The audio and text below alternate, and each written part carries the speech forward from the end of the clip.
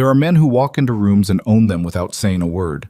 And there are men who walk into rooms and get told, without anyone opening their mouth, that they don't belong. Ethan Cole was the second kind. He knew it the moment he pulled into the glass and steel parking lot of Hale Technologies, his car coughing like it had a personal grudge against him, and watched a woman in a tailored blazer stop mid-sentence to stare. She didn't say anything. She didn't have to. The look said everything. What no one in that parking lot understood, what she couldn't have known, was that the man she just dismissed was the only reason her company wouldn't collapse before the week was out. If this story already has you hooked, hit that like button right now, Chet, and drop a comment with the city you're watching from. I want to see exactly how far this story travels. Now let's get into it. The engine didn't so much die as give up. That was how Ethan Cole thought of it. Not a breakdown, just a surrender.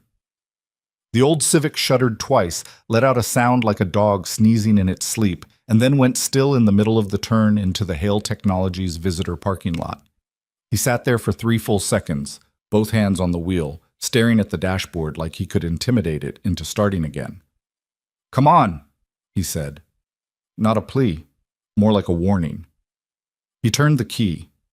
The engine caught, rattled, and held. He pulled into the nearest open spot and killed it before it could embarrass him again. Through the windshield, the building rose in front of him. 40 stories of glass and brushed steel, every surface catching the morning light and throwing it back like the building was daring you to look directly at it. A row of cars sat in the executive parking spaces nearest the entrance. 2 black Mercedes sedans, a Porsche Cayenne, something low and red that Ethan couldn't name but suspected cost more than his daughter's entire college fund would. The asphalt beneath them was immaculate, the kind of clean that meant someone swept it. His Civic, by contrast, had a long scrape along the passenger door from a grocery store cart that had escaped its corral on a windy Tuesday in March. It was gray, or had been gray once. Now it was a color that had no good name. There was a crack in the rear bumper held together with 2 zip ties and a piece of electrical tape, which was, objectively, a perfectly functional repair. But it looked like what it was, the work of someone who couldn't afford better. Ethan grabbed the canvas bag from the back seat, checked that the components were properly wrapped, and got out. He was wearing dark work pants and a gray Henley, sleeves pushed to the elbow. No lanyard, no company polo, no logo. Just a man with a bag and a job to do. He'd shaved that morning, but in the reflection of the car window he looked like maybe he hadn't, the shadows under his eyes doing most of the talking. He hadn't slept great. Lily had woken up at 2 in the morning, convinced there was something under her bed, and he'd spent 40 minutes sitting on her floor with his back against the mattress, one hand reaching up to hold hers, half asleep, talking her through it. She'd finally gone back to sleep around 3. He hadn't. That was fine. That was most mornings. He slung the bag over one shoulder and started toward the entrance. He was maybe 30 feet from the front doors when he heard the laughter. Not loud, not cruel in the obvious way. It was the laughter of people who were comfortable, who were used to being in spaces where everything was curated and controlled, and who had just encountered something that didn't fit. It was the laughter that came from the sudden awareness that you could laugh, because there was no social cost to it. He turned his head slightly without slowing. There was a group of them near the side of the building. A woman at the center, 4 or 5 others arranged around her the way people arrange themselves around someone whose approval they need. The woman at the center was looking at his car. She was maybe 30, he'd guess. Dark blazer, silk blouse underneath, hair pulled back from her face in a way that suggested it had taken real effort to look like no effort had been made. She was holding a coffee cup in one hand and a phone in the other, and she'd paused mid-conversation to look at the Civic, and then she'd said something that made the people around her laugh again. He caught the tail end of it. "Belongs in a salvage yard, not my parking lot."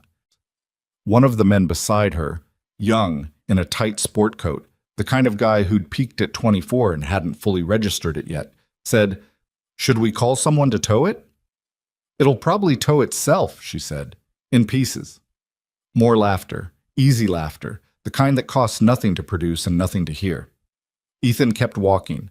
He didn't slow down, didn't look over again, didn't change his expression. He'd learned a long time ago that the worst thing you could do in a moment like that was let them see you flinch. Not because of pride. Pride was a luxury, but because flinching gave them more. And they already had enough. He pushed through the glass doors and walked up to the reception desk. Well, the lobby of Hale Technologies was the kind of space designed to make you feel small, not in a malicious way, in an architectural way. The ceiling was 3 stories up, all glass and exposed steel, the light falling in from above in clean white columns. The reception desk was a sweep of white stone, backlit, with the company logo rendered in brushed metal above it. Everything said, "We have resources you don't have." The receptionist looked up as he approached. She was young, professionally pleasant, and her eyes did a quick inventory of him. The work clothes, the canvas bag, the slight shadows under his eyes, and filed him under a category. "Delivery entrance is around the back," she said, before he'd opened his mouth. "I'm not delivery," Ethan said. He set his bag on the counter and unzipped it slightly, showing the labeled components inside. "Freelance repair work. Contract through Morrow Technical Solutions. I've got an appointment with your facilities coordinator, Marcus Webb." She looked at the screen, looked at him, looked at the screen again.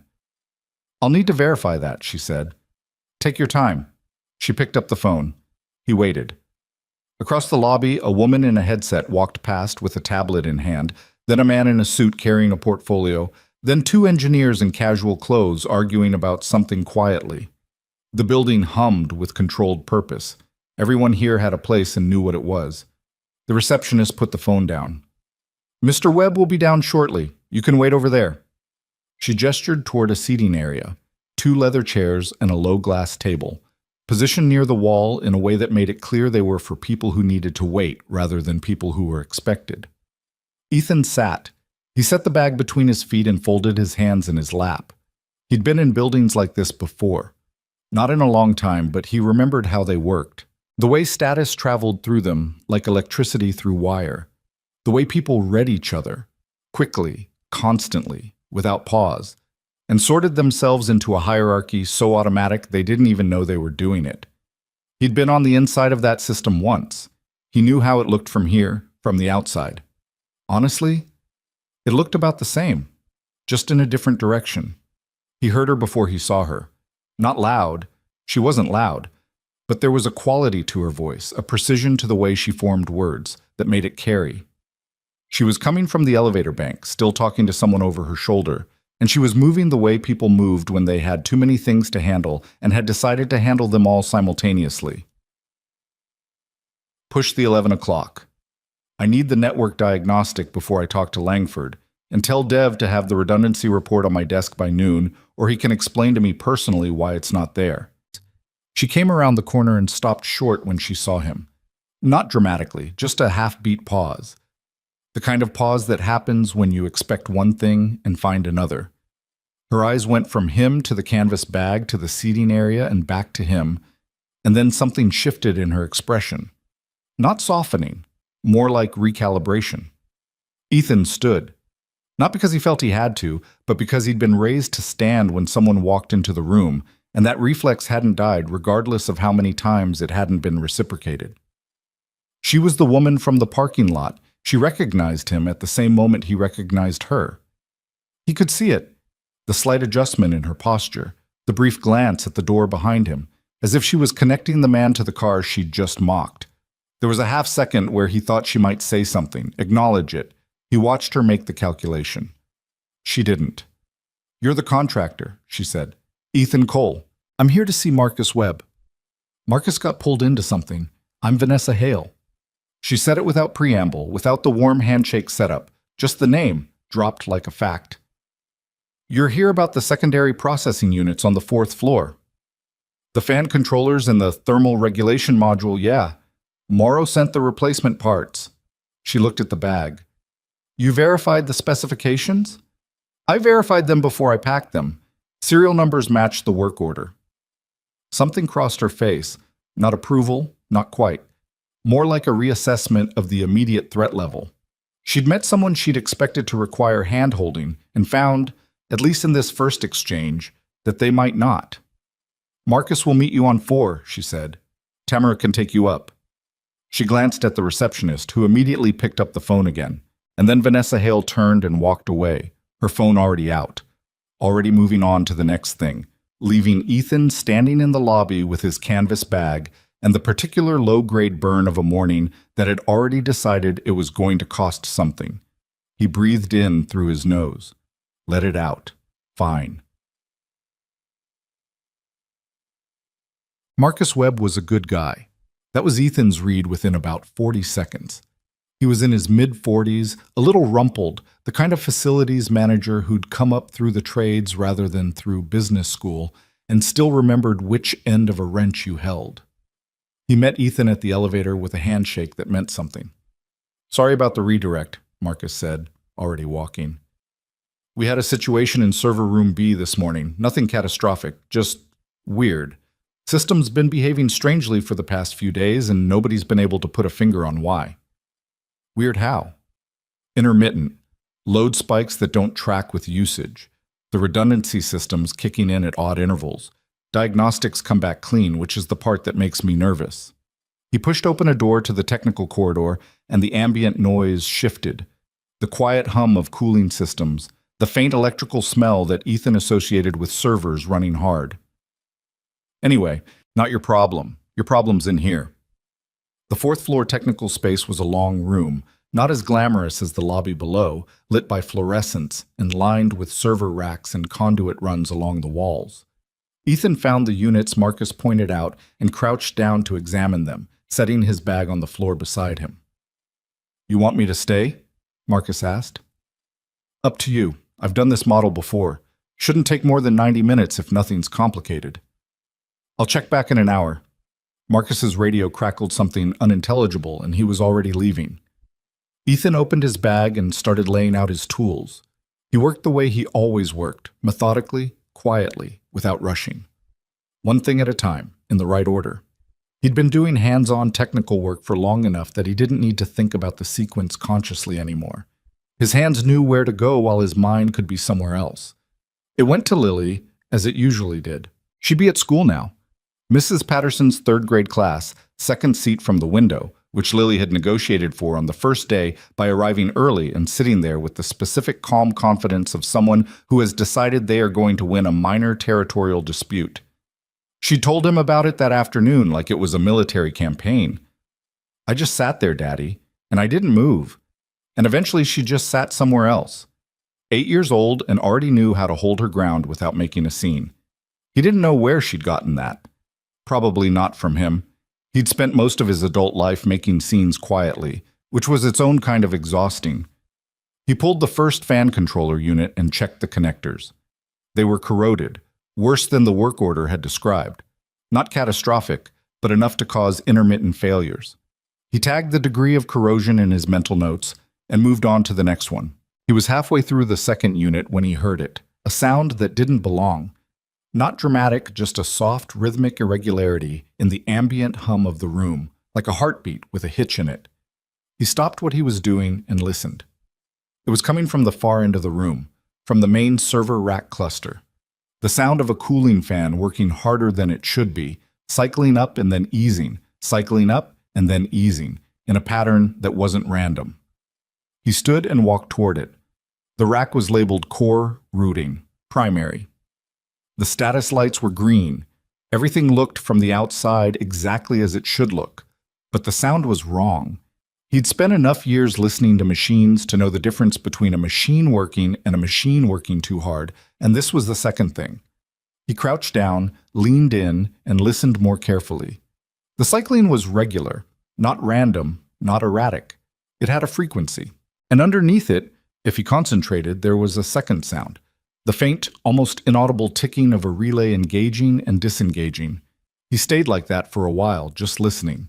Then he stood, walked back to his work area, and kept going. It wasn't his job. He was here for the fourth-floor thermal units, not the core routing system. And whatever was happening in that rack might have a perfectly good explanation. Scheduled maintenance tasks running in the background, a load balancing protocol doing exactly what it was designed to do. But it might not. He finished the second thermal unit and started on the third, and the sound stayed in the back of his mind the way sounds did when they were trying to tell you something. He ran into her again at 11:30. He'd finished the repair work and was doing his final system checks, kneeling on the floor with his tablet, when he heard voices in the corridor outside. One of them was Vanessa Hale's, that carrying precision again, impossible to miss, and she was not in a good mood. "What do you mean you can't isolate it?" A man's voice, defensive. "The diagnostic suite shows normal across all parameters. If there's a fault, it's not presenting in any standard way." "That's what you said yesterday." "Because yesterday was also. I don't need a record of when you failed to find it, Derek. I need you to find it." The door opened and they came in. Vanessa first, then a man in his 30s in a button-down shirt who wore the expression of someone being walked to the gallows at a pace they personally found unreasonable. Behind him, two more engineers. They stopped when they saw Ethan. "You're still here," Vanessa said. "Final checks. I'll be out of your way in about 20 minutes. She nodded once and turned to the far end of the room, to the core routing rack. "Show me," she told the man named Derek. Ethan watched from the corner of his eye while he ran his checks. Derek walked her through the diagnostic readouts on his tablet, pointing at numbers, explaining protocols. She listened with her arms crossed, and she asked good questions. Better than Ethan would have expected from someone running a company rather than engineering it. She knew enough to know when the answers were incomplete, even if she didn't know why they were incomplete. "The redundancy system keeps stepping in at non-critical load levels," Derek said. "It's technically functioning. The backup systems are doing exactly what they're designed to do, but they're engaging before they should need to, which suggests something is triggering them that shouldn't be."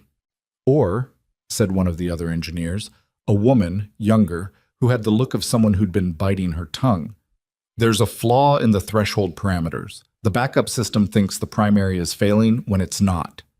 "We've checked the threshold parameters twice," Derek said, not looking at her. "I know, I'm the one who checked them." Ethan stopped checking his tablet. He sat very still for a moment, listening to the sound from the rack. The woman was closer than Derek was. Not exactly right, but closer. The question wasn't why the backup system was engaging. It was what it was engaging in response to. And if the diagnostic suite showed normal, that meant whatever was triggering the backup wasn't something the diagnostic tools were built to look for, which meant it was probably not a software issue. He picked up his tablet again and kept running his checks. Vanessa had moved closer to the rack and was looking at it the way people looked at things when they wanted to understand them by force of will. He could see the tension in her jaw, the way she was running through options and not finding the one she wanted. "When's the investor event?" she said, to no one in particular. "Thursday," Derek said. 3 days. "And if this isn't resolved by Thursday?" "It could be fine," Derek said, and even he didn't sound like he believed it. "If it doesn't escalate." "If," she said. He finished his check, closed his tablet, and started packing up his bag. He did it slowly, taking his time, because he was trying to decide something. He had a thing about minding his own business. He'd learned it through experience, the experience of being somewhere you're not expected to be, and offering an opinion that wasn't asked for and watching the person take your opinion and then find a way to make sure you weren't invited back. He'd learned to complete the job that was on the work order and leave the building. But the sound from the rack was still there, and he knew what it meant. And he knew that in 3 days these people were going to have a very bad day. He finished packing. He stood. He slung the bag over his shoulder. He walked toward the door, and then he stopped. Not a dramatic stop. Not a movie moment. Just him, standing in a technical corridor with the weight of a bag on his shoulder and a decision in front of him that he hadn't asked for. He turned around. "The diagnostic suite isn't going to find it," he said. The room went quiet in the way rooms go quiet when someone says something from an unexpected direction. Vanessa turned. Derek turned. The two other engineers turned. "Excuse me?" Vanessa said. Her voice was careful in a way that suggested she was deciding, in real time, how to classify what she'd just heard. "The sound it's making," Ethan said. "The fan cycling. It's not random. It's got a frequency. That means something's triggering it on a schedule. If your diagnostic suite isn't catching it, it's because it's not looking for the right thing." There was a silence that had several different layers to it. "The fan cycling is within normal parameters," Derek said. It might be within the numbers your system considers normal, Ethan said, but listen to it for 5 minutes and tell me it sounds normal to you. Derek's jaw tightened. And you're the thermal unit contractor. I'm someone who's been listening to machines for about 12 years. He watched Vanessa. She was looking at him with an expression he couldn't fully read, something between skepticism and the kind of reluctant attention you pay to something you didn't expect to be interesting. What do you think it is? She asked. He hesitated, because the honest answer was, I have a theory, not a diagnosis, and I'd need to get into that rack to be sure. And getting into that rack was not anywhere near his work order, and it would take time he hadn't been paid for, and he had to pick Lily up from school at 3. I'd need to look at the physical routing in that rack, he said. Not the software, the actual physical configuration of the backup routing logic. Our engineers have already, Derek started. Looked at the diagnostics, Ethan said. He kept his voice level. He wasn't trying to embarrass the man. He was just trying to be accurate. I'm not talking about the diagnostics. Vanessa looked from him to Derek and then back to him. He could see her doing the math. The cost of letting a thermal contractor poke around in her core routing infrastructure versus the cost of getting to Thursday and finding out Derek's "it could be fine" was wrong. She was a smart woman. He'd known that from the parking lot, actually. You didn't run a company this size without real intelligence underneath all the polish. The question was whether she was smart enough to separate her pride from her judgment. Show me what you're talking about, she said. Derek opened his mouth. Derek? She said it without raising her voice, but it closed the conversation. She looked back at Ethan. Show me. He set his bag down for the second time that morning. He walked to the core routing rack and crouched down, and he showed her the sound first.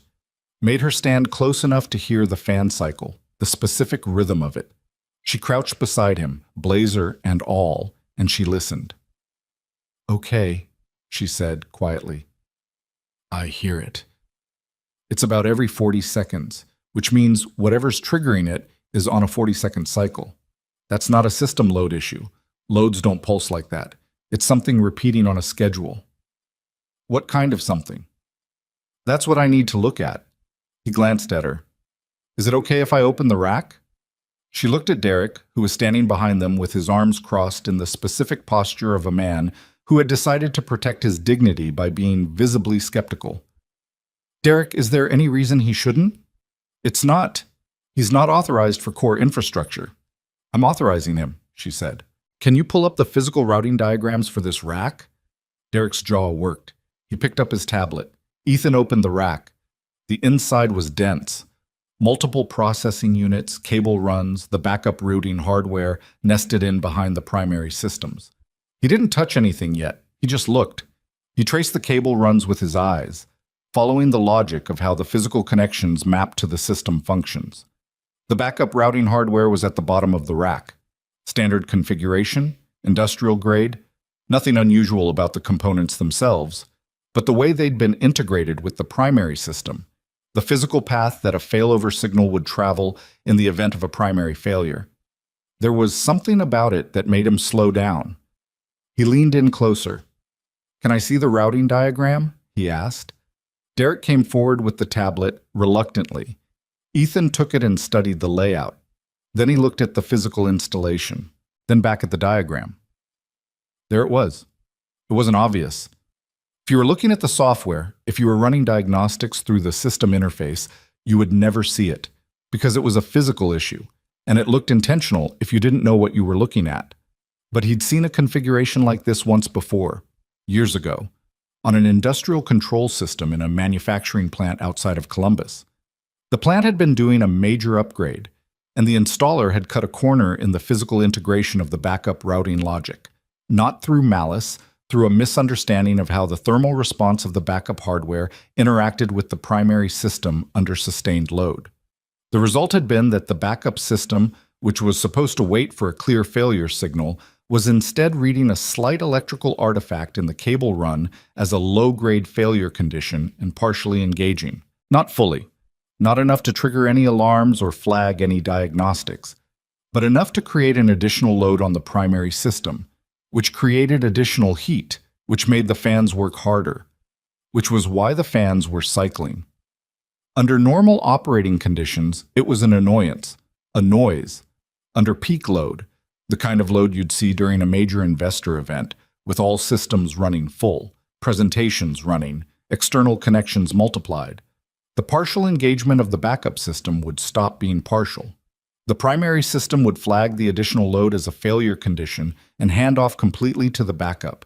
And the backup, which was not designed to carry the full primary load for sustained periods, would start failing within minutes. He looked up at Vanessa. The backup routing hardware is misintegrated, he said.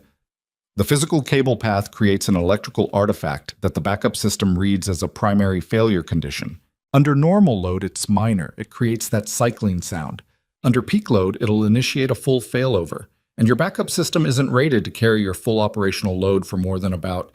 He looked at the spec label on the hardware. 8 minutes. The room was very quiet. That's impossible, Derek said. We had this installation audited. You had the software configuration audited, Ethan said. I'm looking at the physical installation. The artifact is in the cable path, not in any of the configurable parameters. He pointed. You can check it. Run a sustained high-load simulation and watch what happens to the backup engagement level. Derek didn't move. He was looking at the rack with an expression that was trying very hard not to be afraid. Vanessa was also looking at the rack. She'd stood up from her crouch, and she was very still. And Ethan could see the implications moving through her head in real time. The investor event on Thursday, the full operational load, the 8-minute window. How would you fix it? She said.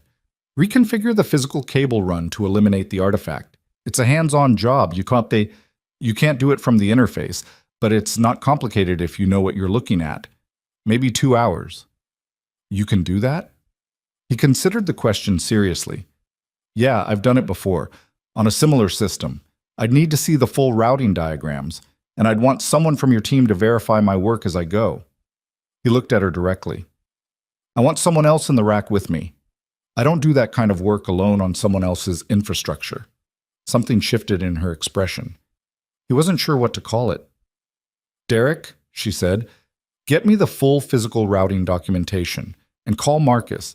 Tell him we need him up here. She turned back to Ethan. What do you need? Time, he said, and an honest conversation about what this is going to cost because it's outside my original work order. She almost smiled. It was the first unguarded expression he'd seen from her.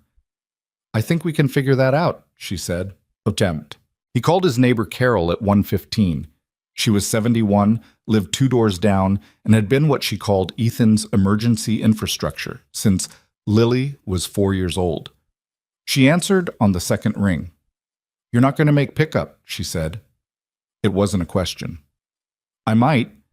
It's 3 o'clock and it's only 1:15. Ethan. I know, I'm sorry, something came up. It always does. But her voice wasn't hard and just the particular warmth of someone who'd learned a long time ago that being needed was its own kind of compliment. I'll get her. She can help me with the garden. She's going to tell you everything that's wrong with your garden. I know, she tells me every time. I think she might be right about the drainage. He laughed. A real one, quiet. Thank you, Carol. I'll text when I know what time. Bring me something back if you pass anywhere decent. Deal?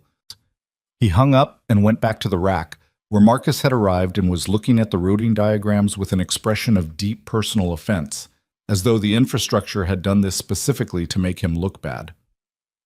I signed off on this installation, Marcus said. The software configuration was probably fine, Ethan said. This is in the physical integration. Easy to miss if you're not looking for it. I should have been looking for it. Yeah, Ethan said, because he wasn't going to lie to the man. But you didn't know to. They worked through the afternoon, Ethan and Marcus side by side, with Derek watching from a chair in the corner with his tablet and his dignity both slightly worse for the day's events. The work was careful and methodical, tracing the cable run, identifying the precise point where the artifact was being generated, redesigning the physical path to eliminate it. Vanessa came in and out. She didn't hover. She checked in, asked specific questions, got specific answers, and left again. When she came back at 4:30, they were doing the verification run. "How's it looking?" she asked from the doorway. "Better?" Marcus was watching the monitoring screen. "Fan cycling stopped. Backup system engagement is at baseline." "We'll do a load simulation to confirm," Ethan said. 30 minutes. She came fully into the room and stood with her arms crossed, watching. In the fluorescent light of the technical corridor, without the morning sun making everything into a fashion shoot, she looked more like what she probably actually was. Someone who worked very hard and was used to carrying a lot of weight, and sometimes had a bad morning and said something unkind in a parking lot without thinking too carefully about who might hear it. He didn't hold it against her. Not because he was virtuous, but because he was tired, and holding things against people was expensive, and he didn't have the budget for it. The simulation ran. The numbers held. Marcus exhaled from somewhere deep in his chest. "We're good." "Run it for the full load profile," Ethan said. "The investor event profile, maximum concurrent connections, everything. Don't confirm until you've run the worst case." Marcus looked at him, then he looked at the screen. "Yeah, you're right." He started adjusting the simulation parameters. Ethan started packing up his tools. He was almost done when he heard her behind him. "Mr. Cole?" He looked up. Vanessa Hale was standing a few feet away, and she had the look of someone who had prepared something to say and was now finding that the words weren't sitting the way they'd been arranged. "This morning," she said. "Outside. I said something." She stopped, started again. "I made a comment about your car. In front of my staff." He waited. "That was..." She let out a breath through her nose. "That was unprofessional and unkind, and I'd like to apologize for it." He looked at her for a moment. She wasn't making it easy on herself. She was looking straight at him, the way people did when they decided to do something and were going to do it all the way. "It's fine," he said. "It's not, though." She said it simply, without drama. "You didn't deserve that. You came here to do a job and you were treated like you didn't belong. And then you..." She gestured vaguely at the rack, at the room. "You still helped." He thought about saying something polished, something that would close the moment cleanly and let them both move on. But he was tired, and he had a daughter to get home to, and he didn't have the energy for polish. "People make assumptions," he said. "It's not your worst quality." She blinked. It was the last thing she'd expected. "That's..." She almost laughed, and it was more real than anything he'd heard from her all day. "That's a very generous framing." "It wasn't generosity," he said, "just accurate." He picked up his bag. Marcus was still running the simulation, Derek was still sitting in his corner, and the room was humming with the sound of systems running the way they were supposed to run. "I'll send the revised invoice through Morrow," Ethan said. "Marcus has my contact information if anything else comes up." He walked to the door. "Mr. Cole." He paused again. "Thank you," Vanessa said. Not with any performance in it, just the two words, straight. He nodded once and walked out. Ta-da. He picked up Lily at Carol's at 6:45. She was sitting at the kitchen table with a piece of paper covered in pencil marks, explaining to Carol, with the patient authority of someone who has found a fundamental error in another person's thinking, exactly what was wrong with the north bed drainage situation. She looked up when he came in and said, "Daddy," in the particular tone she used when she was happy to see him, but was in the middle of something. "She found 3 problems," Carol told him. "I found 4, Lily said. "But number 4 is a maybe." He sat down at the table beside her and looked at the paper. She'd drawn a cross-section of the garden bed from memory, with arrows indicating water flow and handwritten labels. He didn't know where she'd learned to diagram things like this. He suspected she'd figured it out herself. "Walk me through it," he said. She did. In the car on the way home, while he drove through the early evening with his window cracked and the smell of cut grass coming in from somewhere, she talked through all 4 problems, 3 definites and the maybe. And he listened and asked questions, and she answered them with the precise confidence of someone who had thought it through and knew they were right. His car shuddered once at a stoplight. The engine caught and held. He drove home. Through the windshield, the city moved past in pieces. Storefronts, bus stops, other cars, a woman walking a large dog who'd decided the leash was optional. Nothing dramatic, just the ordinary texture of a life. He had a daughter who diagrammed drainage systems from memory.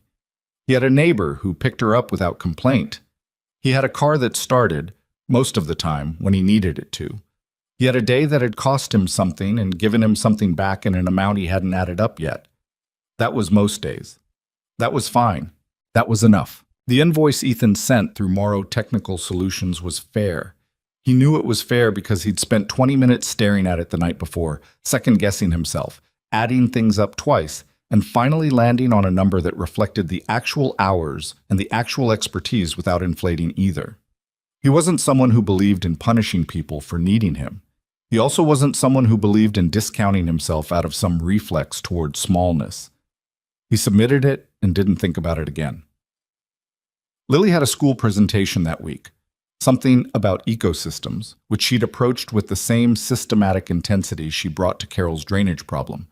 And he spent 2 evenings at the kitchen table cutting out pictures of fish from a nature magazine while she narrated facts at him that he only half understood but listened to completely. She had his full attention in those evenings in a way that most of his adult life did not. It was easy with her. She didn't require him to perform anything. She just wanted him present, and he was. On Wednesday morning, his phone rang while he was making her lunch. He didn't recognize the number, but the area code was local. He answered it with his shoulder while his hand stayed on the cutting board. "Mr. Cole?" A woman's voice, precise, familiar in its precision. "This is Vanessa Hale." He put the knife down.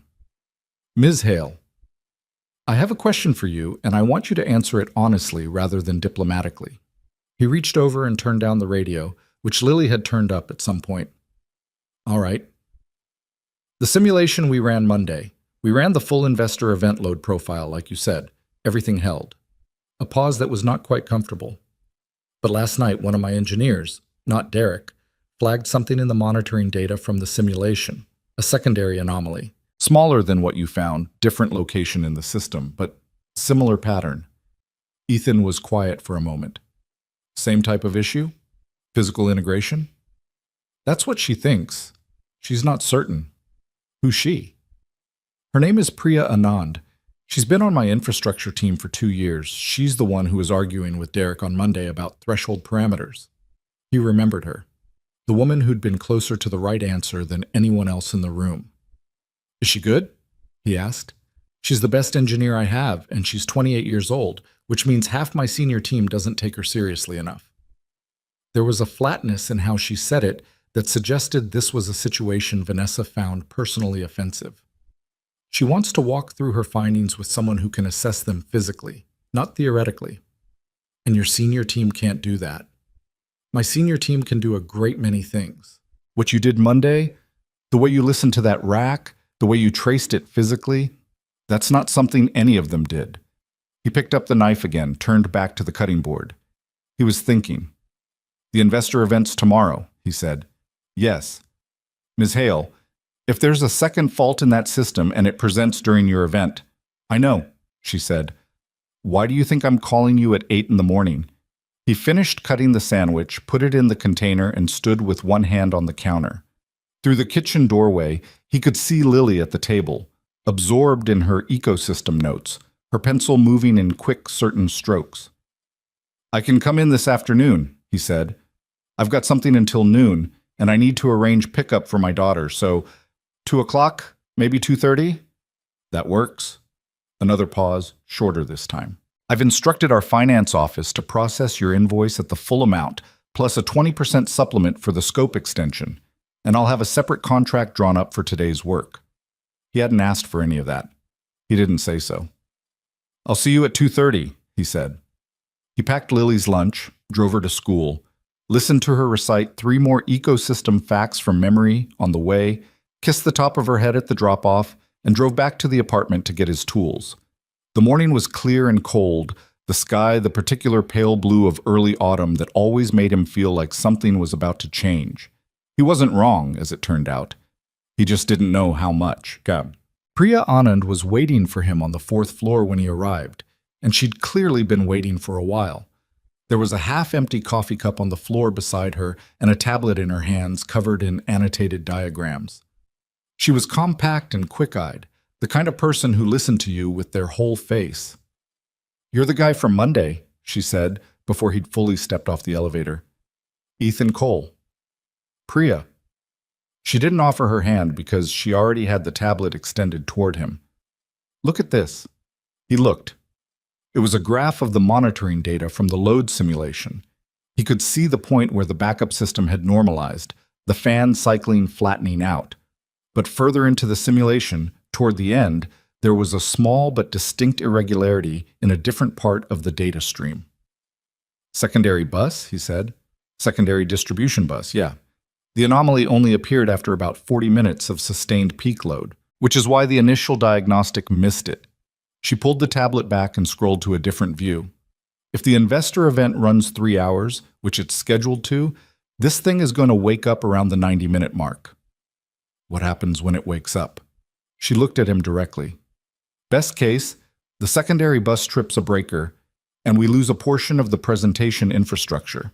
Recoverable, embarrassing, bad optics. She paused. Worst case, the secondary fault cascades back into the core routing logic, which we just repaired. And the failover we fixed Monday doesn't matter anymore because the trigger is coming from a different direction. He was quiet for a moment, looking at the data. How confident are you? 70%, she said without hesitation. I can't get to 90 without getting into the physical hardware, which is what I need you for. He appreciated that. The number, the honesty, the lack of overclaiming. Show me where, he said. They went deeper into the technical floor, past the core routing rack they'd worked on Monday, to a secondary room at the end of the corridor that held the distribution infrastructure.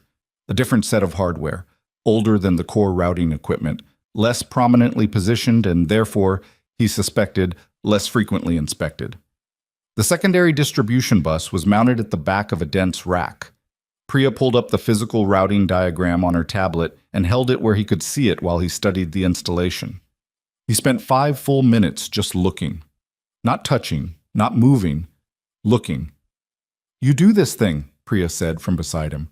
The just listening thing. I watched you do it Monday with the core rack. Machines tell you what's wrong if you give them time to. Derek says that's not an engineering methodology. Derek's not wrong. It's not a methodology. He crouched down to look at the cable routing at the base of the rack. It's just paying attention. She crouched beside him. There, she pointed. That junction. See where the cable bend radius is tighter than spec? He saw it. A cable making a turn that was sharper than it should be.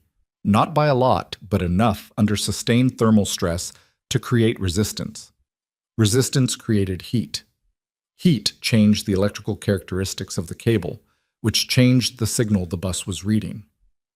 Over time, he said, under peak load, that bend gets warm. The signal degrades. The bus reads it as a fault condition. And trips, Priya said. Yeah. How long has this been here? The installation was 18 months ago. She sat back on her heels. I've been trying to get a full physical audit of the secondary infrastructure done since February.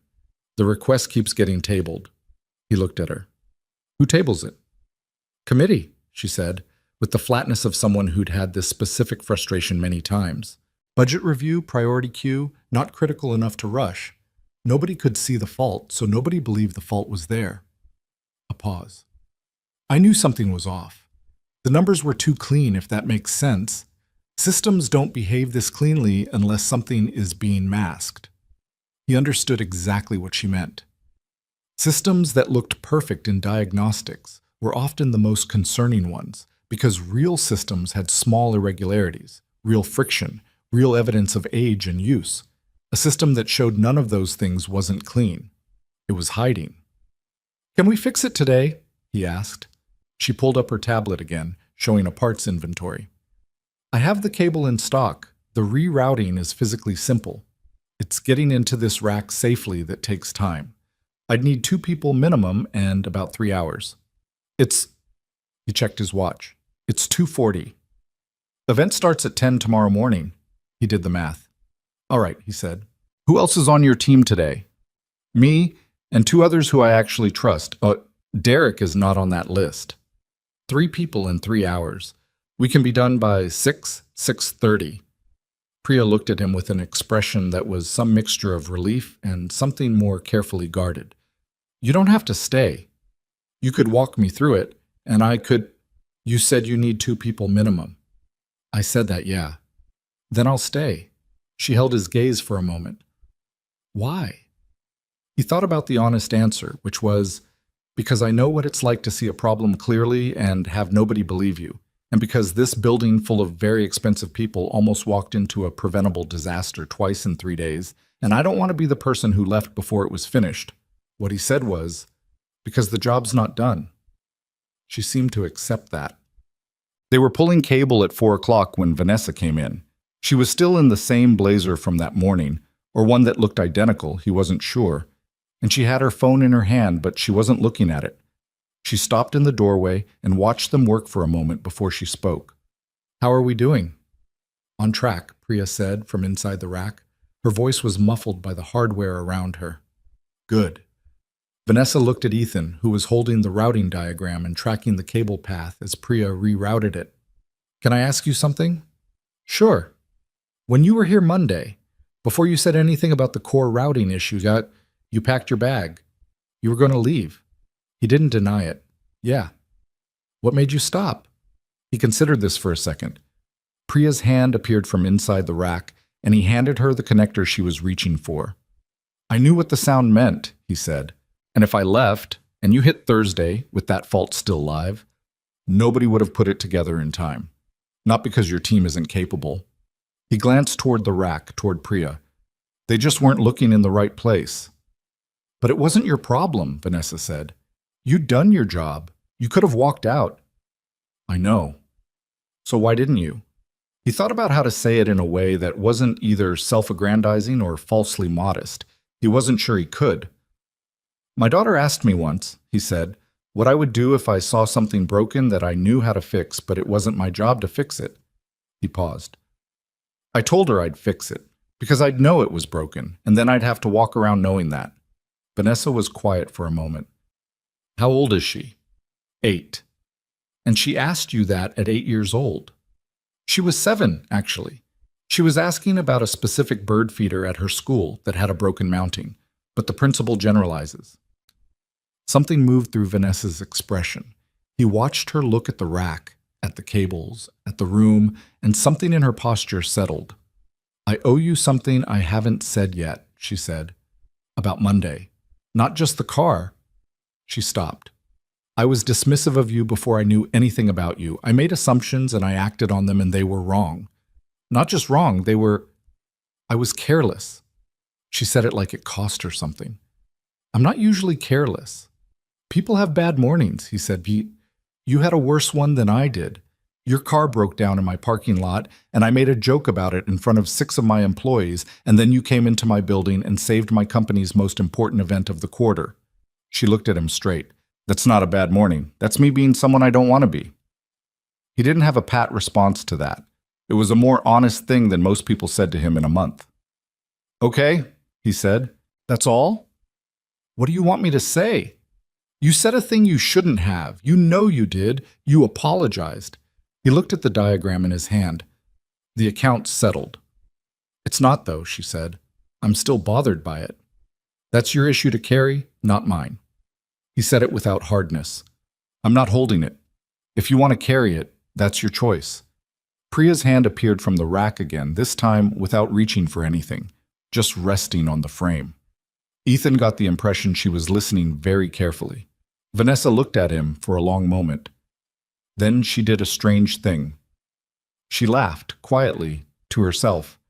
The way people laughed when they'd been given a response they hadn't seen coming and weren't sure whether to be relieved or unsettled. You're a very unusual person, she said. I've been told. Is it tiring? He thought about it genuinely. Less tiring than the alternative. She looked like she wanted to ask more, but her phone chose that moment to buzz with something that pulled her attention. She glanced at the screen, and the CEO expression was back.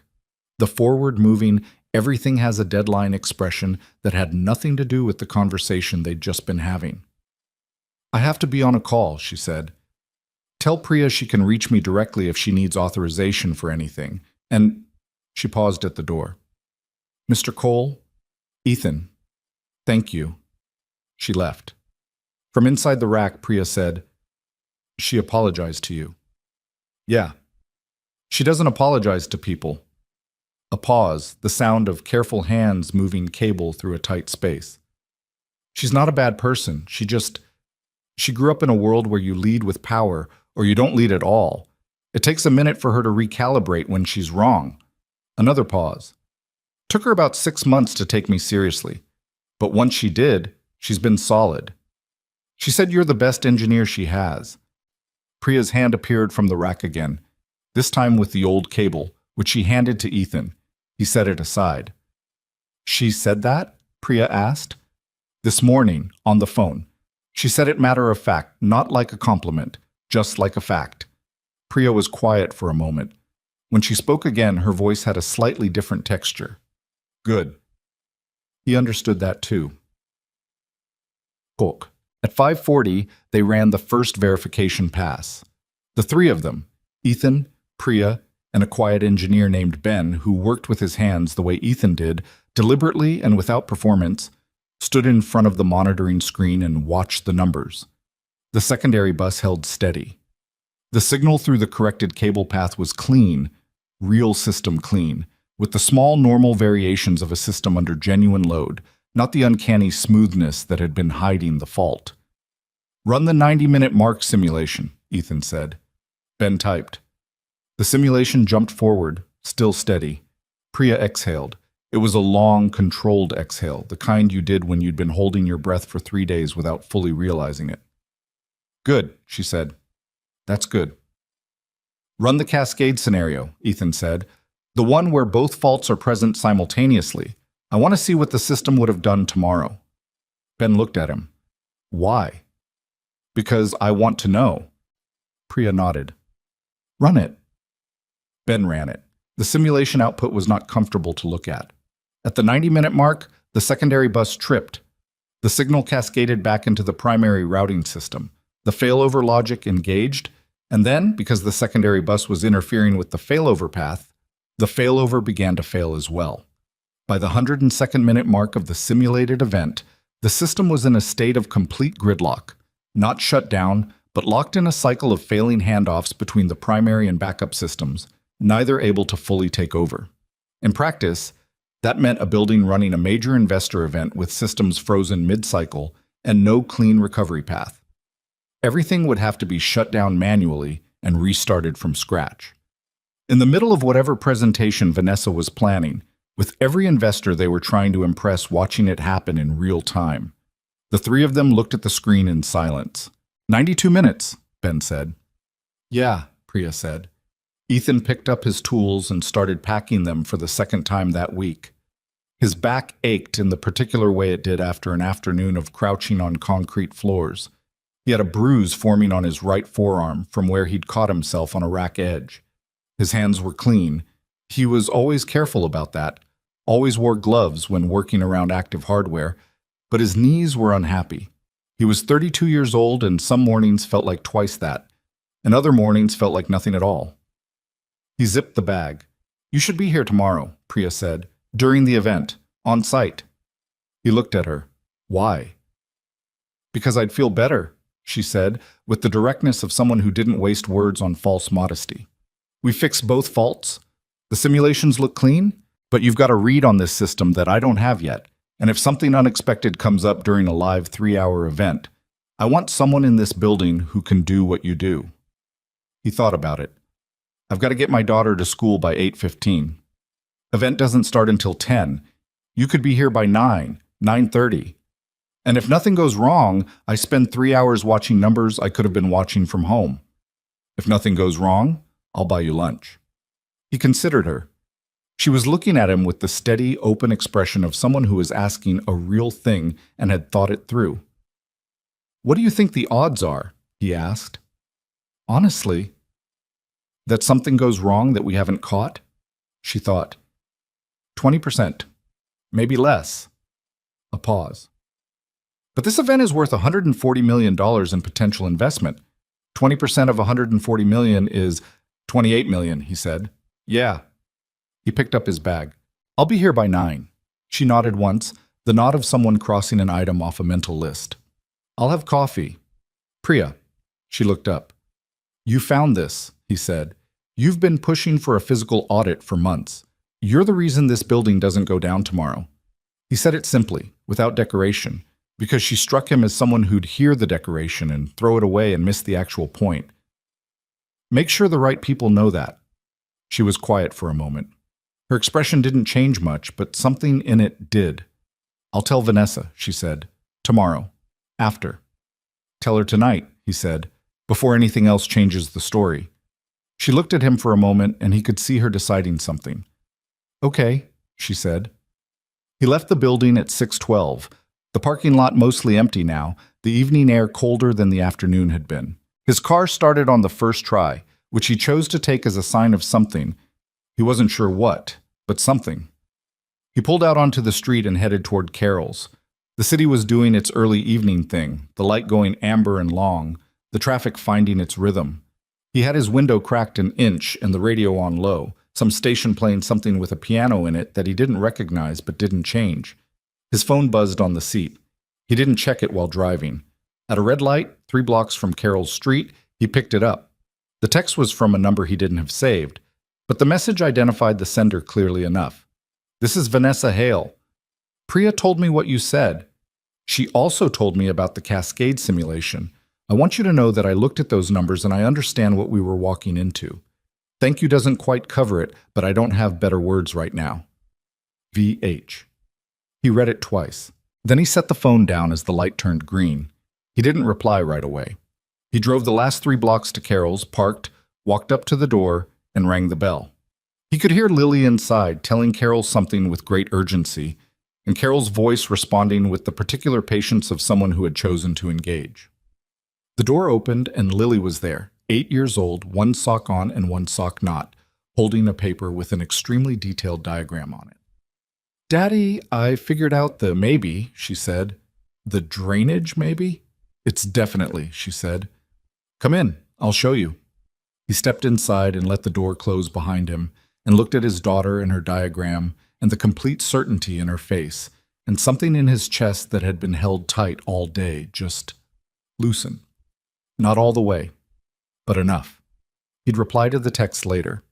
After dinner, after the drainage definitely, after Lily was asleep and the apartment was quiet. For now, he sat down at Carol's kitchen table and looked at the diagram and listened. He replied to Vanessa's text that night, after Lily was asleep. He'd been sitting at the kitchen table with a cup of coffee that had gone cold, looking at the phone, trying to figure out what to say that wasn't either too much or too little. He was aware that the dynamic between them had shifted, not dramatically, but in the way dynamics shifted when people saw each other do something real. They'd each shown the other something unplanned. That changed the geometry of a relationship, even one that was technically professional and practically new. He typed, "The job needed doing. See you at 9. He looked at it. It was terse to the point of being almost rude, but it was honest, and honest was usually better than polished when you weren't sure where the line was. He sent it and went to bed. He dropped Lily at school at 8:10, which gave her 5 minutes to spare. She was very precise about not being early in a way that looked like trying, while also never being late. He'd watched her develop this social calibration over the past year and found it equal parts amusing and mildly terrifying. She was 8. He'd been 40 before he figured that out. He pulled into the Hale Technologies parking lot at 9:17. Same spot as Monday, mostly out of habit. The Civic knocked once when he cut the engine, then settled. He sat for a moment before getting out, doing the thing he always did before walking into a situation, running through what he knew, what he didn't know, and what he was going to do if it went sideways. What he knew, 2 infrastructure faults, both corrected, both verified by simulation. Systems running at baseline overnight per the remote monitoring data. Priya had texted him at 7:30. She was already in the building, had been since before 7, he suspected. What he didn't know, whether the corrected systems behaved under live load exactly as they'd behaved in simulation. Simulations were approximations. Reality had variables that simulations didn't know to account for. What he'd do if it went sideways, that depended on how and where. He got out and went inside. The lobby was different that morning, more people, higher energy, a specific kind of controlled tension in the air that came from an event day. Staff in better clothes than usual, a small production crew setting up additional AV equipment near the conference wing, a cluster of people he didn't recognize standing near the elevator bank, talking in the quiet, careful way of people who were important and knew it. The investors were already arriving. Priya was waiting for him by the reception desk with a coffee, as promised. She looked like she'd slept about as well as he had, which was to say adequately, but not well. "Anything overnight?" he asked, taking the coffee. "Nothing. Steady as a heartbeat." She handed him a visitor badge, a proper one this time, with his name on it, not the generic contractor tag from Monday. "I got you access to the technical floor and the secondary infrastructure room. If something happens, you don't need to wait for me." "How long is the event?" 3 hours, with a 30-minute setup buffer. They go live at 10:30. Full investor group is 22 people, plus Vanessa's executive team. The presentation runs on the primary infrastructure. If primary has any issues, the failover is supposed to bring backup online seamlessly. Supposed to. Yeah. She looked at him sideways. "We fixed the thing that would have broken the supposito, so we should be fine." "But you want me here anyway." "I want you here anyway." They went up together. The event floor was 2 above the technical floor, and as the elevator rose, Ethan could feel the building working, the slight vibration of additional systems coming online, the HVAC running harder to compensate for more people, the kind of systemic effort that a building made when it was asked to perform at capacity. He'd always felt that in buildings. Other people didn't seem to notice it. He wasn't sure if that was a skill or just a strange thing about how his brain was wired. The technical monitoring station they'd set up was in the corridor between the primary server room and the secondary infrastructure space. A workstation with 3 screens showing real-time system data, the kinds of graphs and numbers that would look like nothing to most people but read clearly to him. He pulled a chair up and sat. Priya sat beside him. "Event goes live in 70 minutes, she said. "We watch, we wait. We don't touch anything unless something moves." "Unless something moves," he agreed. It was 9:22. At 9:50, Vanessa came through the corridor. She was in motion. That was her default state, he was learning. But she paused when she saw the monitoring station and the 2 of them sitting at it. She had someone with her, a man in his 50s in an expensive suit, silver at his temples, the practiced ease of someone who had spent decades in rooms where money was discussed without discomfort.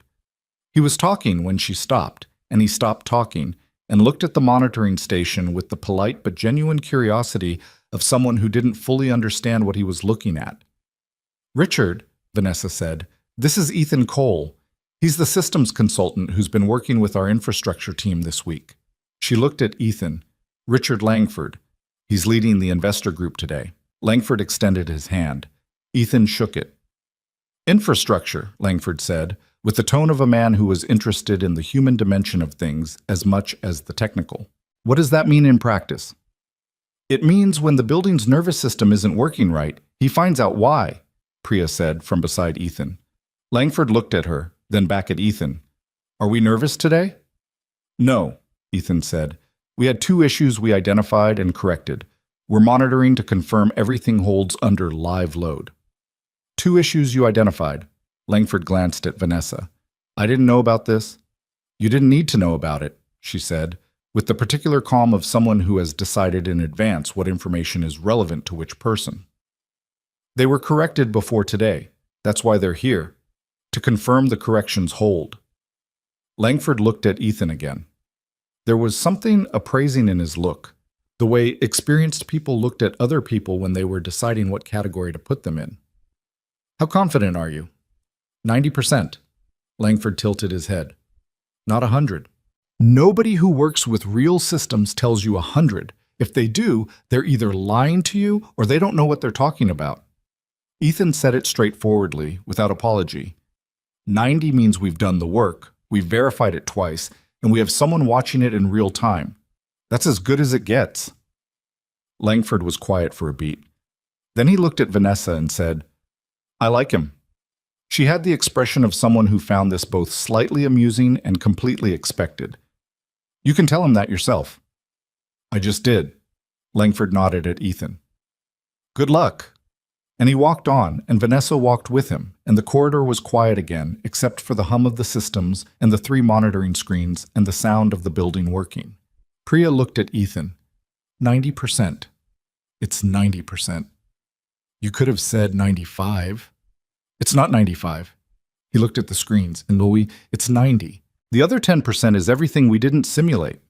She was quiet for a moment. I know, she said. I just wanted to see if you'd round up for a room. He didn't answer because the primary system load was beginning its pre-event climb on the left monitor, and he was watching it. The event went live at 10:34, 4 minutes behind schedule. From the monitoring station, Ethan watched the load increase. Not in real time exactly, but in the clean, slightly abstracted way of numbers on a screen. Primary system utilization climbed through 50%, 60%, settled in the mid-70s as the presentation infrastructure fully engaged. The backup system sat at its new baseline, steady, the corrected cable path carrying signal cleanly. The secondary distribution bus held. The core routing system held. The fan cycling that had started all of this, that sound he'd heard on Monday morning while his knees were already aching, was gone, replaced by the flat, undramatic hum of systems doing exactly what they were built to do. At 11:10, Priya got up to get more coffee. At 11:20, Ben texted from somewhere else in the building. Looks clean on my end.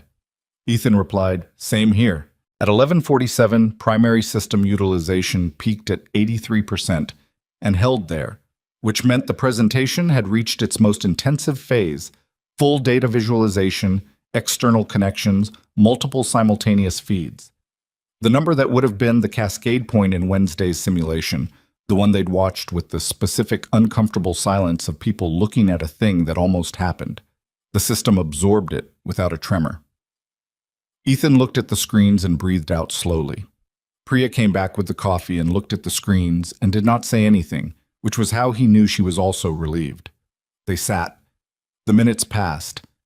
At 12:20, the load began its gradual descent, presentation winding down, external connections starting to close, the systems beginning their release from peak. By 12:40, utilization was back in the 40s. The backup system still at baseline. The secondary bus signal still clean. At 1:03, it was over. Priya leaned back in her chair and put her coffee cup on the workstation and stared at the ceiling for a moment. That's it, she said. That's it, Ethan said. 3 hours and 3 minutes. Yep. Nothing. Nothing, he said. And then, because it needed to be said clearly, which is exactly what nothing should feel like. We did the work. The work held. She looked at him sideways. You're not going to let me be dramatic about it. You can be as dramatic as you want. I'm just telling you what it means. She was quiet. Then, it means we didn't fail. It means you didn't fail, he said. You found it. You pushed for it. You had the numbers when it mattered. She picked up her coffee and looked at the screens again. I'm going to tell Vanessa I want the physical audit done. All secondary infrastructure. No more tabling it. Tell her today. I'm going to tell her today. While you're at it, tell her you want to lead it. Priya turned to look at him fully. She'd never Ask her, he said. She might surprise you, or she might not, but at least you've said it. He stood, stretching his back, which made a sound it shouldn't have. You know this system better than anyone in this building. That should mean something. She watched him stretch and looked like she was filing something away. They were walking back toward the elevator when the call came through on Priya's radio. The hardline channel they'd kept open to the event floor, standard protocol. The voice on the other end was Ben, and his voice had a quality to it that made both of them stop walking immediately. Priya, we've got something. She had the radio to her mouth before he'd finished the sentence. What is it? Not the primary, not the secondary bus. A pause that lasted about 1 second too long. It's the auxiliary power routing, generator transfer panel. Something's happening with the transfer switch. Ethan was already moving back toward the monitoring station. He didn't run. Running in a technical crisis was how you made mistakes. But he moved fast, with purpose. He pulled up the auxiliary power system display on the secondary monitor. It wasn't something he'd been watching closely. They'd focused on the primary and secondary infrastructure, and the auxiliary power system was a building system separate from the presentation infrastructure managed by a different team. He scanned the data. The transfer switch was fluctuating, not dramatically, but the numbers were moving in a pattern he recognized from somewhere in the back of his mind, a place where 12 years of hands-on work lived in forms that weren't quite memory and weren't quite instinct, but were something in between. "How old is this transfer switch?" he said, to no one in particular. Priya was already on her tablet. "Generator system was last serviced," she scrolled, 14 months ago. "Was it under load during that service?" "I don't know. I'd have to pull the service records." "Pull them." He was looking at the fluctuation pattern. The transfer switch was the device that shifted the building's power supply from the main grid to the backup generator in the event of a grid failure. Under normal circumstances, it sat idle, but under heavy electrical load, the kind of load a 3-hour high-capacity event put on a building's systems, the transfer switch could experience thermal stress, particularly if it was older and hadn't been fully exercised under load in recent service cycles. The numbers moved again. A small spike, then down, then a longer plateau at an elevated level. "It's thermal," he said. "The switch is running hot." Priya looked at the screen.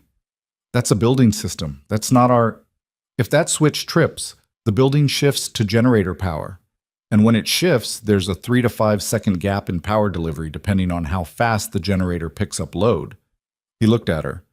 3 to 5 seconds on the primary presentation system in the middle of a live investor event. The UPS should bridge that gap." "Should," he said. She looked at him. "Where's the transfer switch physically?" "Basement, building electrical room." He was already moving toward the door. "Call facilities. Tell them I'm going down there." "You're not authorized for..." "Then get me authorized in the next 2 minutes, or tell me who I'm meeting in the basement." He said it without heat, just the flat urgency of someone who'd done the math. "We've got maybe 15, 20 minutes before that switch reaches the temperature where it starts making decisions on its own." She was already on the radio. He took the elevator down because the stairs to the basement were on the far side of the building, and time was the variable he had the least of. The elevator was slow in the specific way elevators were slow when you needed them not to be, and he stood in it watching the floor numbers and running through what he was going to find in the electrical room and what he was going to do when he found it. Transfer switches failed in one of 2 ways. They transferred when they shouldn't, which was a nuisance, or they failed to transfer when they should, which could mean no power at all until someone reset it manually. The pattern on the monitor looked like the first type, which meant the event upstairs was about to get an unscheduled interruption. The basement was cool and smelled of concrete and old electrical infrastructure, the honest smell of a building's guts, nothing like the curated lobby 3 floors above. A facilities technician was already there, a man named Santos, whose badge identified him as Lead Electrical, and he had the access panel for the transfer switch open when Ethan arrived. "You're the consultant?" Santos said without turning around. "Ethan Cole, what are you seeing?" "Switch is running at 108 degrees. Rated operating maximum is 95. Santos pointed at the panel. "We're in the thermal protection zone. If it hits 112, it's going to trip automatically and transfer the building to generator." "How long did generator pick up?" "This unit? About 4 seconds. Maybe 5.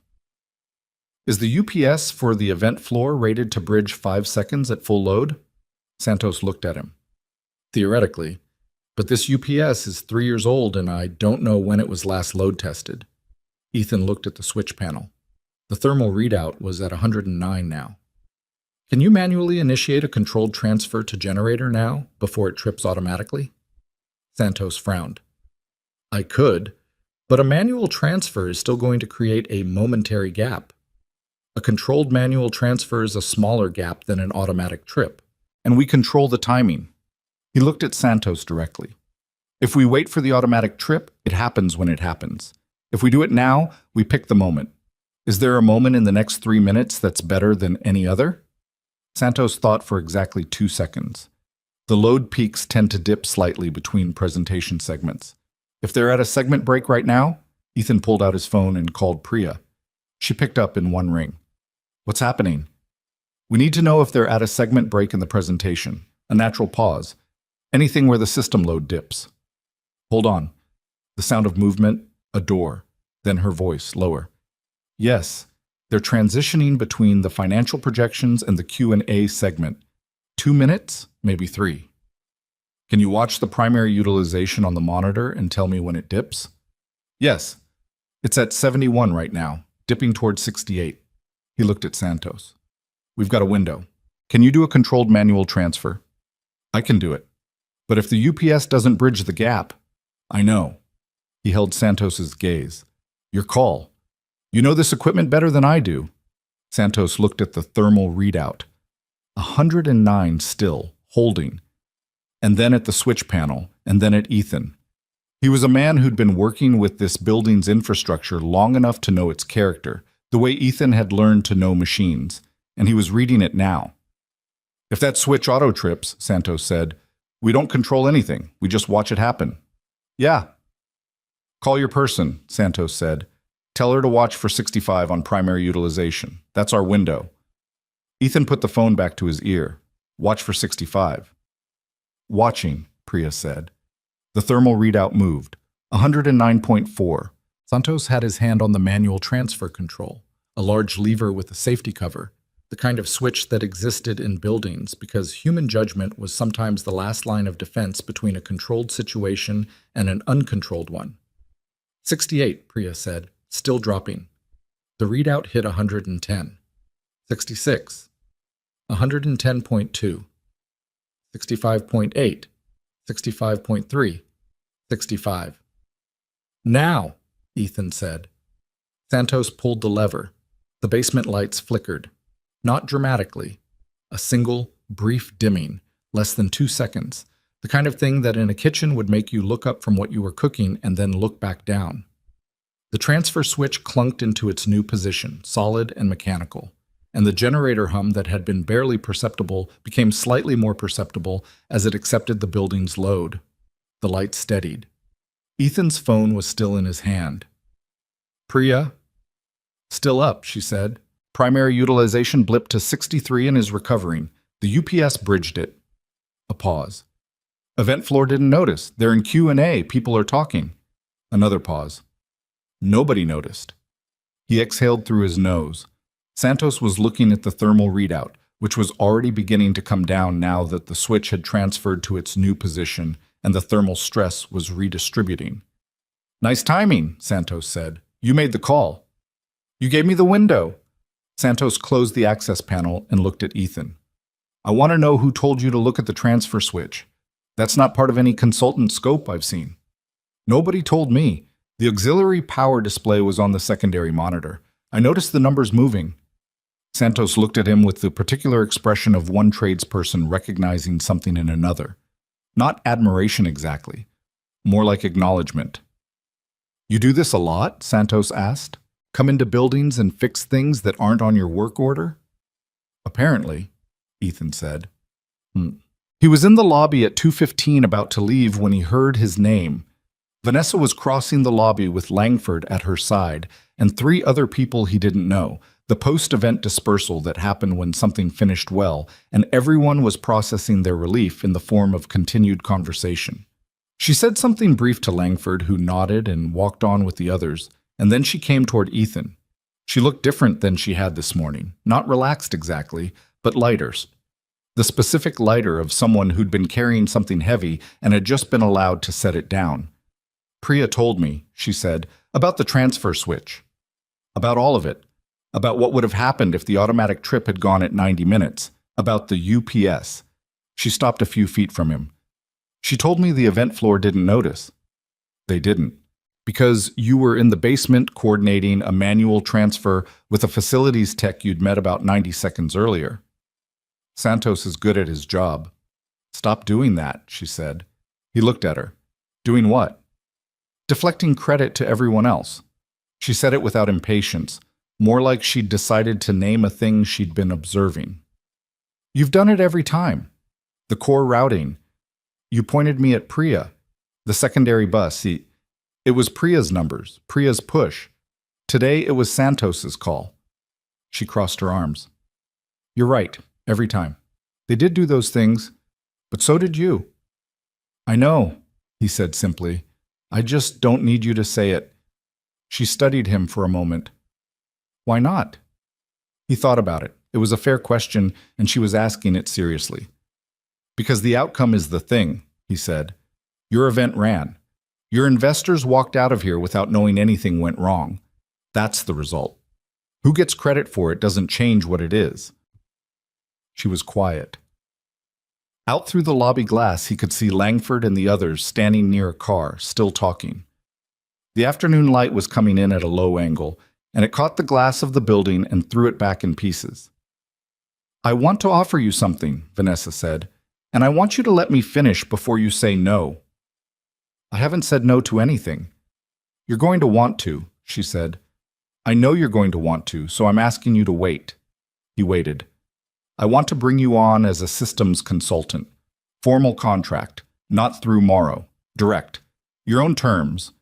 Scope, hours, rate. You name it, we build the contract around it. She uncrossed her arms. I'm not asking you to come and sit in an office and attend meetings. I've watched you work for 3 days, and that's not what you do, and I'm not going to insult you by pretending it is. I want you available when we need you. On call, essentially. For exactly what you've been doing this week. He looked at her. That's a real offer, she said. Not a polite one. I know, he said. I can tell the difference. And he was thinking, not about the money, though the money would matter, practically, but about the shape of it. How it would fit into a life that had Lily at its center. A life built around being available in the ways that mattered most.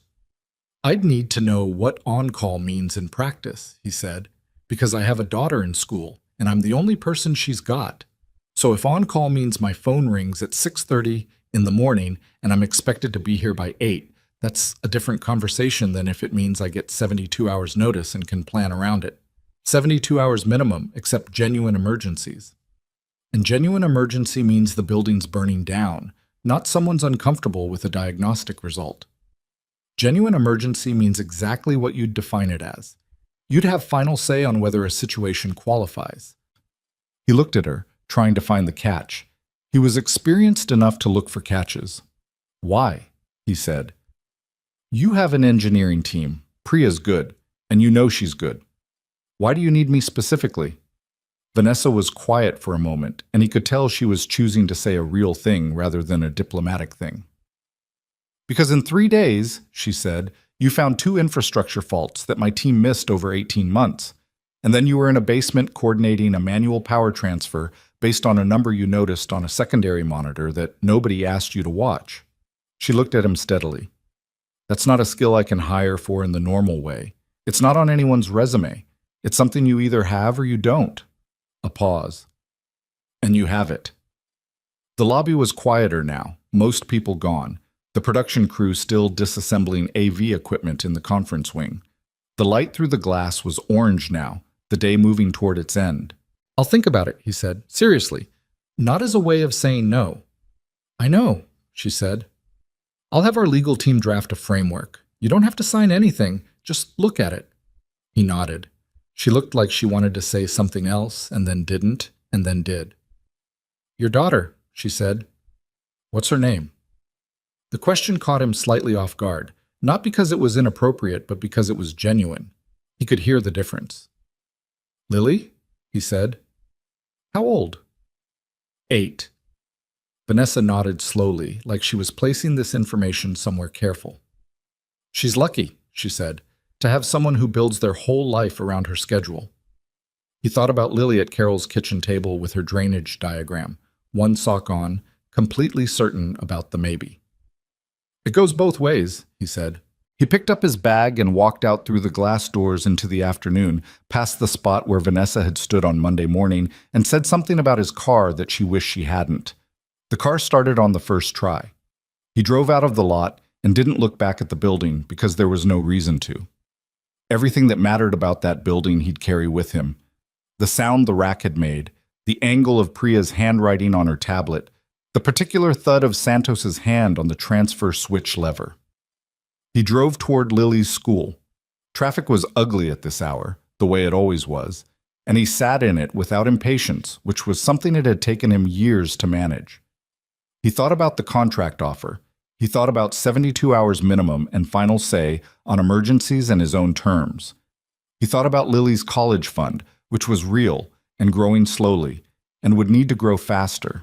He thought about the shape a life could have if you built it deliberately, from the inside out, with what you actually valued rather than what you were supposed to value.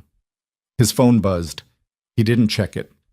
At pickup, Lily came out of the school doors at exactly the right moment, not early, not late, and got into the car and said, "We had a substitute today, and she got 3 things wrong." And he said, "What 3 things?" And she told him, and he listened, and the city moved past them in the window while the evening came on and the day finished itself out. He checked the phone at a red light. It was Priya. "We should do that full physical audit before the end of the month. I'm going to tell Vanessa tomorrow. Thought you should know." He typed back one-handed. "Good. Tell her you want to lead it." A pause. Then, "Already planning on it." He smiled at that. Not a big smile, just the kind that happened when something went the way it was supposed to go. The light changed. He drove on. The contract arrived as a PDF on a Tuesday morning, 3 days after the investor event. Ethan was at the kitchen table when it came through, coffee in hand, Lily already at school, the apartment quiet in the particular way it was quiet when she wasn't in it, which was a different kind of quiet than silence, more like an absence with texture. He opened the document on his laptop and read it the way he read anything that mattered. Slowly, from the beginning, without skipping to the number first. The number, when he got to it, was more than he'd expected. Not extravagant, Vanessa hadn't padded it to seem generous, but fair in a way that suggested someone had actually thought about what his time was worth, rather than starting low and waiting to be negotiated up. The terms were what she'd described in the lobby. 72-hour minimum notice, genuine emergency defined by his judgment, scope limited to infrastructure assessment and hands-on systems work, no office requirements, no meetings unless he chose to attend. There was a clause he hadn't anticipated, a provision that any engagement requiring more than 4 consecutive hours would include a full-day rate regardless of actual hours worked, because the document noted, in dry legal language, that the consultant's time has value beyond the hours physically spent on site. He read that clause twice. He called the number at the bottom of the document, not Vanessa's number, a legal contact, and asked 3 questions about liability scope, contract termination terms, and whether the emergency clause had ever been tested in practice.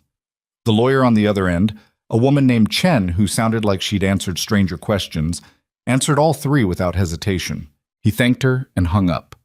He sat with the document open on the screen and his coffee going cold and thought about the version of himself that had existed 6 years ago, before Lily, before the series of decisions and compromises and flat-out surrenders that had moved him from a mid-level systems design position at an industrial firm to a freelance contractor who drove a gray Civic and delivered repair components to buildings that didn't know what to do with him. He hadn't chosen that trajectory. It had happened to him the way things happened, gradually, then all at once, the way a structure failed when the stress exceeded its design tolerance.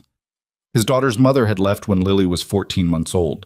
Not dramatically, not with a scene, just with a Tuesday morning announcement and a suitcase and the specific exhaustion of someone who had decided they were done. He didn't blame her, not anymore. He'd blamed her for a while, and then he'd understood it, and understanding it was worse in some ways and better in others. After that, his job had required travel. The job and Lily were not compatible.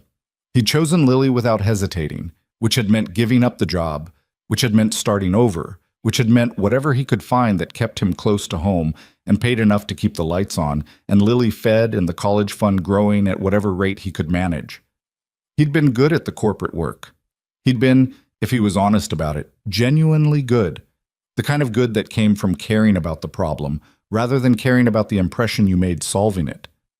But good at something didn't mean you got to keep doing it just because you wanted to. Life didn't work that way. You made the choices that were in front of you with the information you had, and you lived inside the results. He looked at the contract. This was something different. This was a door that had opened from a direction he hadn't expected, held by a woman who'd mocked his car 3 days before she offered him a contract, which was its own kind of story. Not a tidy one, but an honest one. He signed it electronically, submitted it, and went to make a fresh cup of coffee. His first official engagement as a contracted consultant for Hale Technologies was not an emergency. It was the physical audit. Priya had gotten her request approved. She'd told him about it over the phone, with the specific understated satisfaction of someone who'd won an argument they'd been having for a long time. She'd also gotten the lead. Ethan found out the second part from Marcus, who mentioned it in passing while they were both reviewing infrastructure schematics in the technical corridor 2 weeks after the investor event. "She come to you about leading it?" Ethan asked. "She came to Vanessa," Marcus said. "Vanessa asked me if I had any objection. I told her I didn't, which is true, and also that it was probably about a year overdue, which is also true." He looked at the schematic. "I've worked with Priya for 2 years. She's been right more often than I've given her credit for. That's on me." It was a straightforward thing to say, and it cost Marcus something to say it, which meant it was worth more than the words. The audit took 11 days across 3 weeks, accommodating Ethan's schedule and the building's operational calendar. He worked alongside Priya and Ben and 2 other engineers whose names he learned by the second day. A quiet man named Terrence, who worked with the methodical patience of someone who'd long since stopped trying to impress anyone, and a younger woman named Jules, who asked a lot of questions and wrote everything down in a physical notebook, which Ethan respected. They found 4 additional issues. None as severe as the core routing fault or the secondary bus, but none trivial either. A junction in the eastern data corridor where thermal expansion of the conduit had been slowly compressing a cable bundle over 2 years. A grounding issue in the backup generator panel, different from the transfer switch problem, deeper in the system, the kind of fault that would have been invisible until it suddenly wasn't. 2 instances of outdated physical connections in the server cooling system that had been flagged in a report 18 months ago and then set aside because they weren't immediately critical. They were all immediately critical now, in the sense that they all had correction timelines attached to them, and those timelines were Priya's to manage. On the last day of the audit, they were doing the final walkthrough of the secondary infrastructure room when Priya stopped in the middle of a sentence and said, "Can I ask you something personal?" He looked at her. "You can ask." "You were in industrial systems design before this. Vanessa told me, I hope that's okay. She mentioned it when she was explaining why she wanted you for the audit. It's not a secret. What happened, if you don't mind?" She said it carefully, the way people asked things they genuinely wanted to know but weren't sure they were entitled to. He thought about how to compress it into something honest and short. "I had a daughter and a job that required travel, and I couldn't do both. So I stopped doing one of them." Priya was quiet for a moment. "The job. The job. And you've been doing freelance work since she was about 18 months old." "Yeah." She looked at the rack in front of them without really looking at it. "Do you miss it, the design work?" He considered this seriously. "Sometimes I miss the problems. The big ones, where you had to think about a system at scale, how all the pieces related to each other." He picked up the routing diagram and marked a note in the margin. "But the freelance work has its own thing. You're in the actual machine, not designing it on paper. Inside it, hands on it, listening to it. There's something to that. You're good at that part." "I know," he said, without false modesty. "I wasn't always. You get good at things by doing them badly for a while and paying attention to where you went wrong." Priya wrote something in her own notebook. She'd picked up the habit from Jules by the 3rd day. "For what it's worth," she said, "what you've done this month has changed things here. Not just the faults we fixed, the way the team works. Derek's been different." He raised an eyebrow. "He apologized to me," she said, "for dismissing what I was saying about the threshold parameters. Told me I'd been right." She said it with a neutrality that was doing a lot of work. "He's never done that before." "How was it?" "Awkward as hell." She paused. "But I believe he meant it." "Good," Ethan said. "That's what an apology that means something looks like." She wrote something else in her notebook. He was at the parking garage elevator. The building had directed him to a different lot during the audit, the kind with an actual structure and reserved spaces, which he found slightly amusing. when he heard footsteps behind him and turned to find Vanessa. She was in a coat, which meant she was leaving for somewhere rather than moving between floors, and she looked like she'd had a day that had been longer than most. Not undone. Vanessa Hale was not someone who came undone in visible ways, he'd gathered that, but worn at the edges. "You're done?" she said. "Final walkthrough today? Priya has everything?" "I know. She sent me the summary report an hour ago." She stopped beside him. The elevator took its time. 4 additional faults. 4 correctable ones, nothing catastrophic. The grounding issue in the generator panel wasn't far from catastrophic. It wasn't close either. You had time. She looked at him sideways. "You do that thing where you make things less alarming than they are." "I make them accurately alarming," he said. "There's a difference." The elevator arrived. They both got in, and for a moment there was the silence of an elevator, which was its own kind of forced intimacy. 2 people in a small space with nowhere to redirect their attention. "Can I ask you something?" Vanessa said. "Priya asked me the same thing today. Did you answer?" "Yeah? Then maybe I'll get an answer too." She was looking at the elevator doors. "The morning you came in, Monday, before you said anything about the routing fault, you were in the lobby waiting, and I walked through and recognized you from the parking lot." "I remember." "I didn't say anything. I just moved on, like it hadn't happened." She paused. "Why did you still help? Not just that day. Why did you come back the next day? And the day after? You had every reason not to." He thought about the honest answer, which was, because the reasons not to were about pride.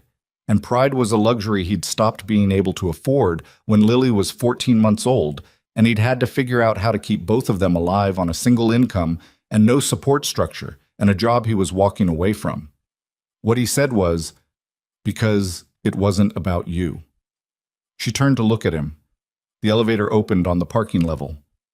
"The problem was real," he said, stepping out. "The problem didn't care what you said in the parking lot, and I knew how to fix it." He turned back to face her briefly. "That's it. That's the whole thing." She was standing in the elevator with one hand on the door to keep it open, and she had the expression of someone who'd expected a more complicated answer and wasn't sure whether the simple one was a relief or a disappointment. "That's a hard way to live," she said. "No," he said. "It's actually the easy part." He walked to his car.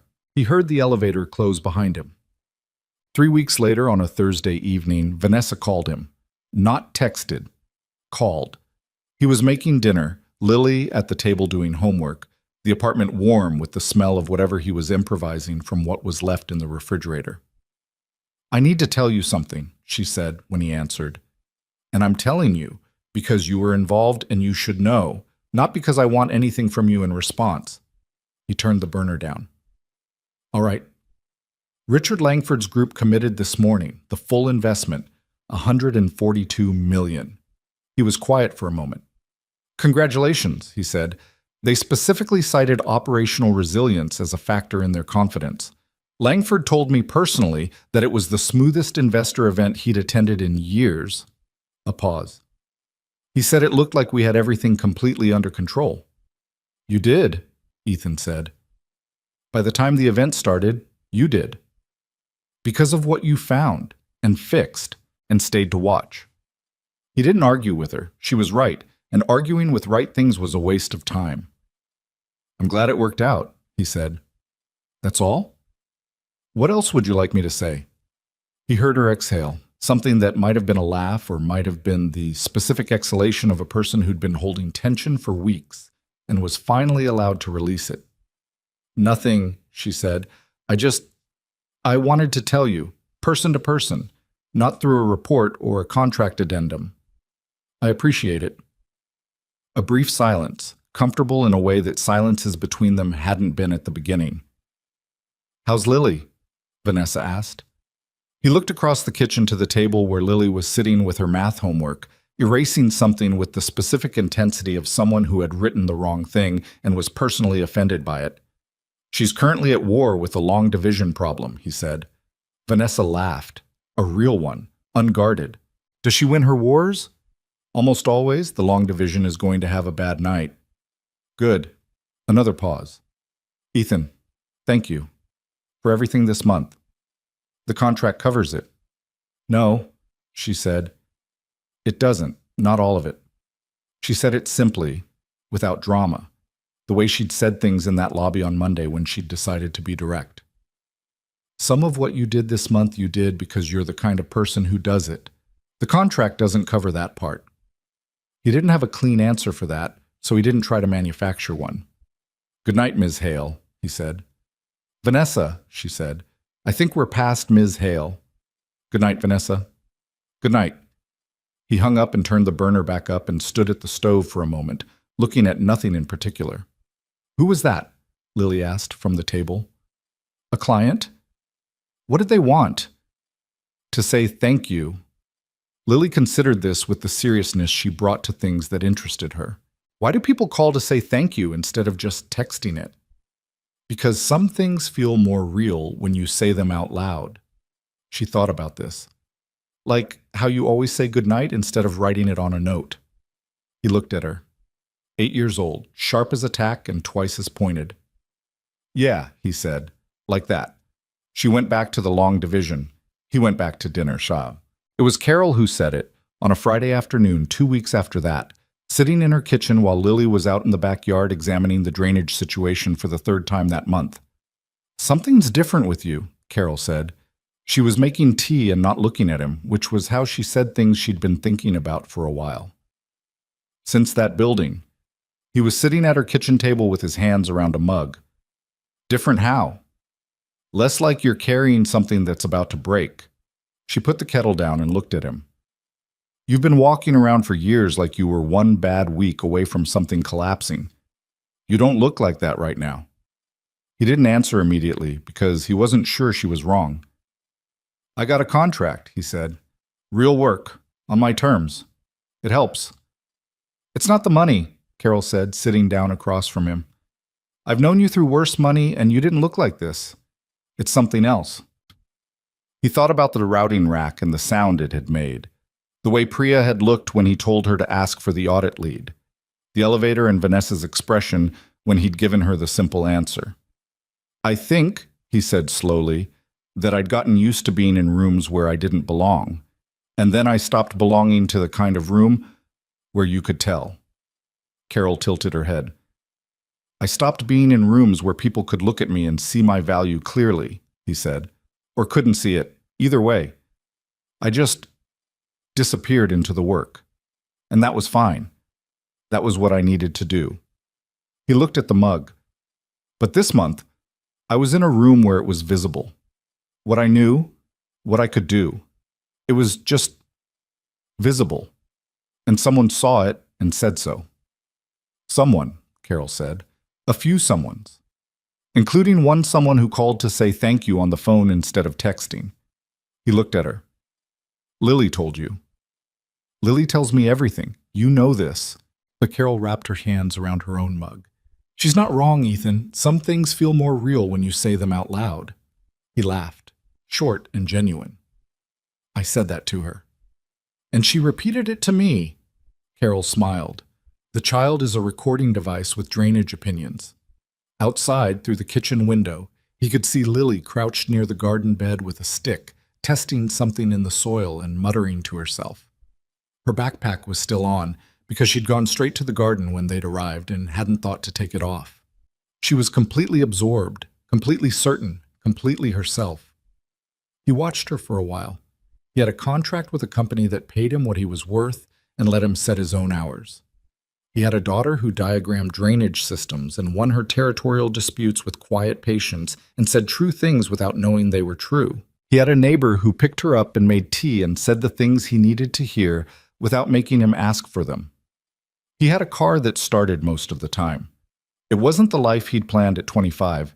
It wasn't the life he'd grieved at 28, in those first months alone with a 14-month-old and a refrigerator that needed restocking and a career that was over. It was something else, something built from the materials that had been available rather than the materials he'd expected, which meant it was uneven in places and patched in others and held together in spots by zip ties and electrical tape. But it held. It held because he'd built it to hold, with whatever he had, one decision at a time. That was enough. More than enough some days. Through the window, Lily stood up from the garden, pulled a notebook from her backpack. She'd started carrying one, like Jules, and wrote something down with great conviction. Then she looked up and saw him watching her through the glass, and she held up the notebook so he could see it, though he couldn't read it from here. He gave her a thumbs up anyway. She nodded, satisfied, and went back to writing. Carol, beside him, made a small sound that might have been a laugh and might have been something warmer. "You're going to be all right," she said, not like a prediction, like a thing she'd already confirmed. He picked up his mug. "Yeah," he said, "I know." The offer came on a Wednesday morning in November, 6 weeks after the investor event, on a day when the first real cold of the season had finally settled in and the sky had gone the flat white of a city bracing for winter. Ethan was in the parking garage at Hale Technologies. He'd been called in for a follow-up on the grounding issue in the generator panel, a second-stage correction that Priya had scheduled as part of the audit remediation plan, when Vanessa appeared at the elevator. Not by accident. He could tell by the way she was standing that she'd timed it, had come down specifically to intersect with him before he made it to the technical floor. He slowed and waited. She was in her full CEO configuration. The blazer, the composure, the sense of controlled forward motion. But there was something underneath it that was different than the first week he'd known her. Something that had been recalibrated, as Priya had once described it, in a direction that suited her better. She looked like herself, but a version that had made room for something new. "I have a proposal," she said. "A real one, not a contract amendment." He shifted the tool bag on his shoulder. "I'm listening." "Walk with me," she said. "It'll take more than a lobby." They walked, not to the technical floor, but to a conference room on the second floor. A smaller one, not the main event space, the kind used for internal meetings rather than presentations. She closed the door and didn't sit, which told him this was something she'd thought about and was going to say directly without settling in. "I want to offer you a full-time senior position," she said. "Director of Infrastructure Integrity. It's a new role. I created it this week specifically. No one has held it before. It would mean building a function from scratch, setting the scope, determining what physical audit standards look like across all our facilities." He stood on the other side of the table and looked at her. "The pay would be 3 times your current contract rate," she said. "Benefits, equity stake at a junior executive level, a team of your choosing assembled over the first year." She paused. "You would have final authority over any infrastructure decision that touches physical systems, not advisory authority. Final." He absorbed this. "You'd be inside the company," she continued. "Full-time, office presence expected but flexible, travel occasional, never more than 1 trip per quarter, and never more than 3 days at a stretch." "Who decides the trip schedule?" "You do, within the quarter limit." He was quiet, not stalling, thinking. She'd clearly anticipated that he would think rather than react, and she waited without filling the silence. "Why a new role?" he said.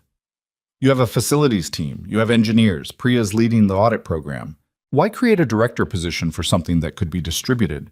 "Because distributed isn't working," she said, and there was a particular flatness in how she said it, the flatness of someone who'd arrived at a conclusion through the hard way rather than the easy way. "We had 18 months of undetected faults, 3 separate issues that should have been caught by routine process and weren't. Not because my people aren't capable, they are, but because nobody had the specific mandate to look at the physical reality of this building's systems rather than the software surface of them." She looked at him directly. "You do that naturally. You've done it every time you've been in this building. I need someone whose entire job is to do exactly that, and to build a process that does it systematically so it doesn't depend on a contractor happening to notice a sound while he's packing up his tools." He thought about that Monday morning, the sound the rack had made, the way he'd almost left. "If I just walked out," he said, "you'd have gotten to Thursday and lost the event and probably the investment.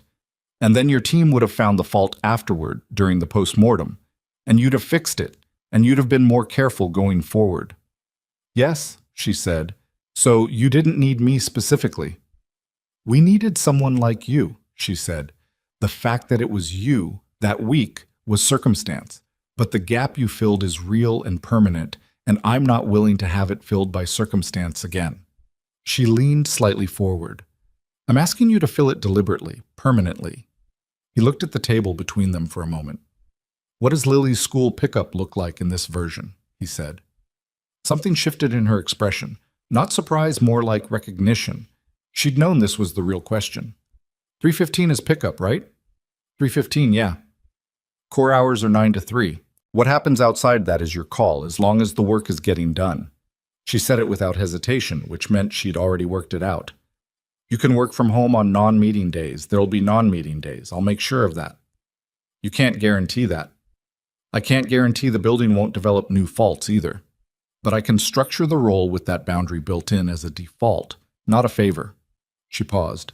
There's a difference between a company that accommodates your daughter's schedule when convenient and a company where that schedule is baked into the job description. I'm offering the second thing. He looked at her. Why? Because I've watched you work for 6 weeks, she said. And I've noticed that the thing that makes you good at this, the patience, the way you listen, the fact that you stayed to finish something even when you'd been treated badly and had every reason to leave, all of that comes from the same place, from having built a life around something that matters more than status or money. She stopped. I'm not going to ask you to unmake that life to come work for me.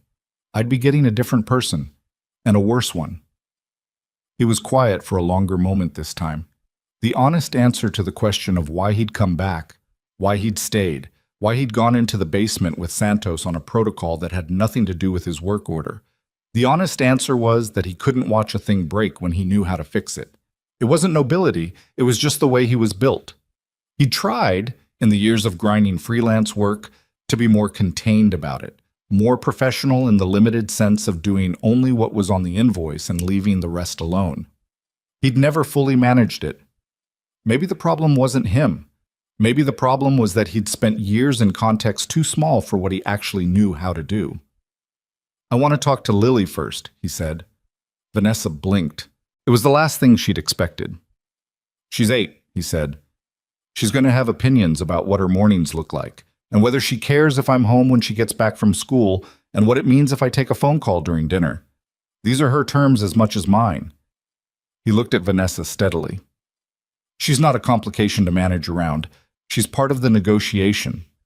Vanessa held his gaze, and something moved through her expression that he didn't have a name for, something that had more layers to it than a business conversation usually required. Okay, she said, talk to Lily. I'll have an answer by Friday. Friday works. He picked up his tool bag from where he'd set it against the wall. He was almost at the door when she said his name, not Mr. Cole, just Ethan, the way she'd been saying it for a few weeks now, since the lobby after the investor event. He turned. Whatever you decide, she said, I want you to know that the offer stands separately from the contract. If you say no to the full-time position, the consulting arrangement doesn't change. I'm not using one as leverage for the other. He nodded.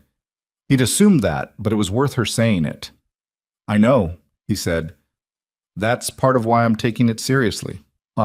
He asked Lily that evening after dinner while they were doing the dishes.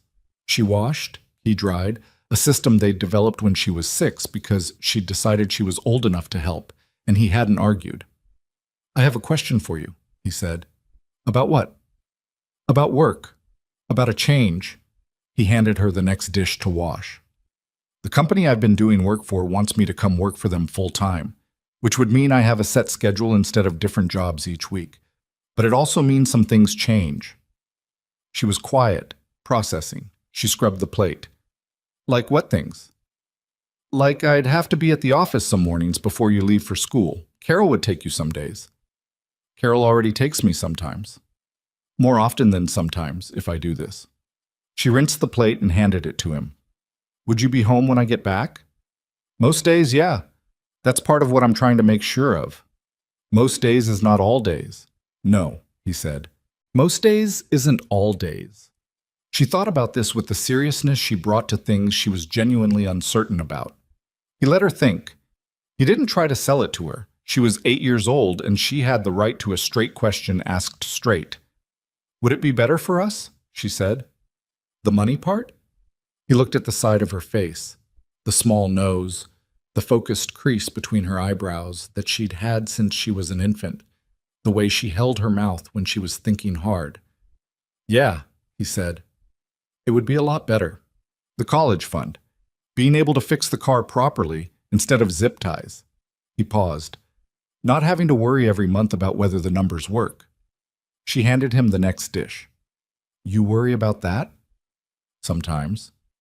She was quiet again. Then, you should have told me. You're 8. I know things, she said, with the particular dignity of someone who has been underestimated before and found it irritating. I could have eaten lunch at school instead of bringing it. The school lunch isn't that bad. He stopped drying the dish he was holding. Something in his chest did a complicated thing. Lily, I'm just saying, if money is a worry, you should tell me. I can help with worries. He put the dish down and turned to look at her fully. She was looking at the sink, still scrubbing, with the studious expression of someone who had said a real thing and was giving him time to receive it without making it into a bigger moment than it needed to be. Which was, he realized, something she'd learned from watching him. He did that. He said real things and then looked away to give the other person room. She was 8 years old and she was already doing the things he did. He put his hand on the top of her head, briefly, the way he did when words weren't the right tool. I'll tell you more, he said. Deal? She considered. Deal. And you should take the job. If it's better for us, you should take it. She handed him the last dish. I like Carol. And you'll still be home most days. Most days, he said. Most days is pretty good, she said. Some dads aren't home any days. He dried the dish and put it in the cabinet, and they finished the kitchen in a comfortable quiet, and he thought about the specific kind of strength it took to be 8 years old and practical about things that were actually hard. And he thought that wherever she'd gotten it from, it wasn't entirely from him.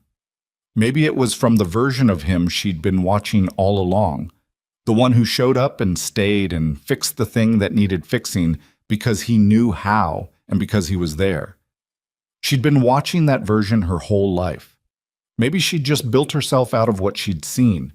That thought sat with him for a long time after she was asleep. He called Vanessa on Thursday, a day early. Yes, he said when she answered. A pause. Yes? Yes to the director position. I have conditions beyond what we discussed, and I want them in writing before I sign, but the answer is yes. What conditions? The 72-hour travel notice is non-negotiable and goes in the contract, not just the verbal agreement. School events, her performances, her science fairs, anything she's in, are blocked calendar, and I don't move them for meetings. If there's a genuine emergency where I need to be on-site outside of core hours, the company pays for after-school care coordination, not me. He paused. And Priya leads the audit program independently. I'll work alongside her, I'll consult, but she has her own authority. I'm not coming in over her head. Silence on the other end. Then, the first 3 are already in the framework I'm drafting. I'll have legal formalize them. The 4th, a pause. You could have asked for that differently. You could have asked for Priya to report to you. That would have been normal, given the seniority gap. I know, he said. I don't want that. She found the secondary fault. She pushed for the audit for 8 months before anyone listened. She should have her own line of authority, not be filtered through mine. She's going to want to know you said that. You can tell her. Another pause, different from the first. You know, Vanessa said, when I walked out of that elevator on Monday morning and I saw you sitting in the lobby, I made a decision about who you were based on your car and your work clothes and the bag you were carrying, and I was wrong in every specific way a person can be wrong about another person. He didn't say anything. I've been thinking about that a lot, she said. What it cost, that assumption. Not to me, I mean to the people I've done it to before without even knowing. The ones I dismissed in lobbies and parking lots without ever finding out what they actually knew. She stopped.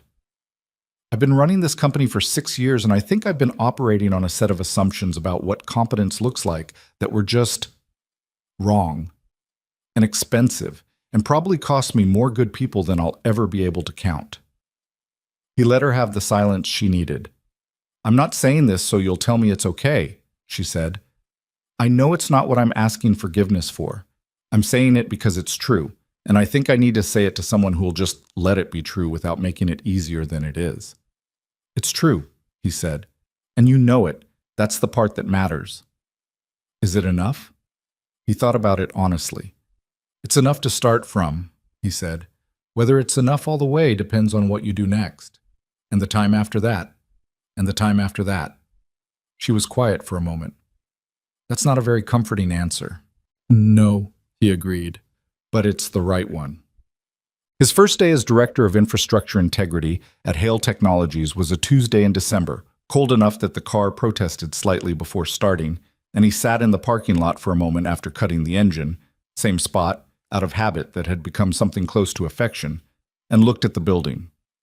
He thought about that first Monday, the sound of her voice saying something about his car, the way he'd walked through the lobby and sat in the waiting chairs and thought about Lily and her territorial dispute over the window seat, the canvas bag on the floor between his feet, and the 12 years of knowledge it represented that nobody in that building had thought to ask about. He got out and went inside. The receptionist, the same one from Monday, who directed him to the delivery entrance before he'd opened his mouth, smiled when she saw him. She'd learned his name sometime in the past 6 weeks. "Good morning, Mr. Cole." "Morning," he said. "Please call me Ethan." She looked slightly uncertain about this, because the formality of the building had established a grammar she was used to navigating, and Director of Infrastructure Integrity was a title that carried certain expectations. "Okay," she said, after a beat. "Ethan." He went up. Priya was already on the technical floor, as she always was, with Ben and Terrence running the morning checks. She looked up when he came in. "Director," she said, with the particular dryness of someone who found a title amusing without finding the person behind it amusing. "You can skip the title." "I know I can. I'm going to anyway for about a week. Then it'll wear off." She handed him a tablet. "I've been building the annual inspection schedule. I want your eyes on the sequencing before I take it to Vanessa." He looked at the schedule. She'd structured it well, prioritized the highest risk systems, built in reasonable intervals, accounted for operational calendar conflicts. He made 2 notes in the margin, small adjustments to the sequencing around the company's quarterly peak periods. "This is good work," he said. "I know," she said. "I want to know if there's anything wrong with it." 2 things. Minor. He walked her through them. She listened, asked one question, nodded. "I'll adjust before end of day." She took the tablet back. "How's Lily?" "She told me this morning that she's been doing research, and she thinks the classroom drainage argument she had with her teacher last month was mostly right, but she may have overstated one of the supporting points." Priya stared at him. "She's 8. 8.5, he said. "She'd want you to know the half." Priya shook her head slowly, which was what she did when she found something genuinely impressive and wasn't quite ready to say so out loud. Vanessa called him into her office at 11:30, which he'd been expecting, not because she'd told him, but because the shape of the morning had that quality to it, the quiet before conversation. Her office was on the 38th floor, the kind of space that said clearly that the person who worked in it had arrived somewhere. Glass on 2 sides, the city laid out below in the particular way that cities looked from above, smaller than their importance, all the human weight of them compressed into geometry and distance. She was standing at the window when he came in, which was unusual. She was generally in motion or seated. Standing still was a different posture. He sat in one of the chairs across from her desk and waited. She turned from the window. "I had a call this morning with one of our board members. He'd heard about the investor event, not just the outcome, but what happened behind it. Someone talked." "Marcus, probably," Ethan said. "Marcus," she confirmed. "The board member wanted to know about you. Who you were, how you'd gotten involved, what your background was." She moved from the window to her desk but didn't sit. "I told him." And he said, and I'm quoting directly, "If that man was working for you on a freelance contract and you didn't have him on full salary, Vanessa, you've been losing money in ways you can't measure." She looked at Ethan steadily. "He's right. I've known he's right since the second day you were here. I just needed time to structure it correctly." "You structured it correctly," Ethan said. "The contract is fair." "The contract is fair," she agreed. "That's different from it being enough." She sat down. "I want to talk about the infrastructure of the culture here, not the physical systems. The way this organization makes decisions about what and who has value. because that's the thing that allowed 3 faults to sit undetected for 18 months. It wasn't a technical failure. It was a cultural one. She paused. Priya was right for 8 months and nobody heard her. Derek dismissed physical evidence because it didn't appear in the software diagnostic. I walked past a man in my lobby and made a judgment that almost cost my company $140 million. She said it flatly, without softening it. Those 3 things are the same problem. He looked at her. What do you want to do about it? I want you to tell me what you see, she said. Not in the infrastructure, in the building, in the way people work here, what they notice, what they dismiss. You've been here 6 weeks and you've been watching everything. I want to know what you've observed that I haven't. He considered this carefully because it was a real question and deserved a real answer. And real answers about an organization's culture were the kind of thing that could either be useful or damaging depending on how honestly they were received. The problem isn't that your people aren't smart, he said. They are. The problem is that smartness has a hierarchy here that's defined by the wrong things, by credentials and title and the ability to produce a sophisticated-looking report, not by whether you're actually right. He paused. Derek isn't a bad engineer. He looked in the wrong place because nobody had ever rewarded him for looking outside the obvious place. Priya was looking in the right place for 8 months and got tabled, which taught her that being right wasn't enough. She needed to be right in a way that fit the existing process. That's a culture problem. It's teaching the wrong lesson. Vanessa was listening with her whole face, the way she listened when she wasn't performing listening but actually doing it. What would you change, she said. The reward structure for being wrong in interesting ways, he said. Right now, being wrong costs you. Derek's going to spend a year being careful because he was wrong in front of his boss. That means he's going to be less likely to take a risk on a diagnosis that isn't supported by the diagnostic suite, because the diagnostic suite is safe and his own instinct isn't. He looked at her. You want people who trust their instincts? Protect them when their instincts are wrong. Don't just celebrate the times they're right. She was quiet for a long moment. That's going to be a harder change than fixing the cable routing, she said. Yeah, he said. It's also the one that matters more. You can fix a cable in an afternoon. Changing how an organization decides who it believes, that takes years. Are you going to help me with it? That's what you're paying me for, he said, among other things. She looked at him, not the CEO assessment she'd given him that first morning in the lobby, but something more direct and less armored. Can I ask you something that isn't about work? She said. You can ask. Do you ever miss who you were going to be? Before everything changed? She said it carefully. The version of yourself that was on track for something different. He thought about the question honestly, the way it deserved. Sometimes, he said, in the way you miss a road you didn't take. Not because you know it was better, you don't know that, just because you sometimes wonder. He paused. But the life I have isn't a consolation prize for the one I lost. It's a different thing entirely, built from different materials, and some of those materials are better than anything I had before. Like Lily, she said. Like Lily. Like knowing how to listen to a machine when it's telling you something's wrong. Like being in a building I didn't belong in and finding out what I actually knew. He stopped. Losing the corporate path gave me the freelance years, and the freelance years gave me 12 years of hands-on experience that no systems design office would have given me. I'd have been in meetings. I'd have been reading reports. I wouldn't have been on the floor of a server room at 2 p.m. learning what a faulty cable run sounds like from 3 feet away. He looked at her. The wrong road has its own geography. You learn things on it that you can't learn on the right one. Vanessa was quiet for a moment. Then she said, I have a version of that, a different version. I came up through companies that rewarded the kind of leadership I described. Lead with certainty, don't show uncertainty, assess people quickly and move on. And I was good at it. I got where I wanted to go. She looked at her hands. And then a contractor with a broken-down car taught me in 1 week that everything I thought I knew about reading people was constructed on a foundation that was wrong, and I had to decide what to do with that. What did you decide? I decided to be uncomfortable about it, she said, not to resolve it too quickly, not to take whatever lesson was most convenient and file it away. She looked up.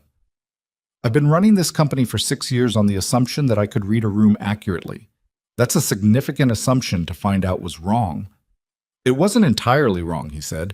You read me correctly by the second day. I mocked your car on the first. Yeah, he said. But that's the thing about being wrong in interesting ways. It's more valuable than being right in boring ones, if you do something with it. She looked at him for a moment. How are you not angry about it? She said. About Monday, about the parking lot. He thought about this carefully, because it was the kind of question that deserved an honest answer rather than a virtuous one. Because being angry at it would require me to be surprised by it, he said.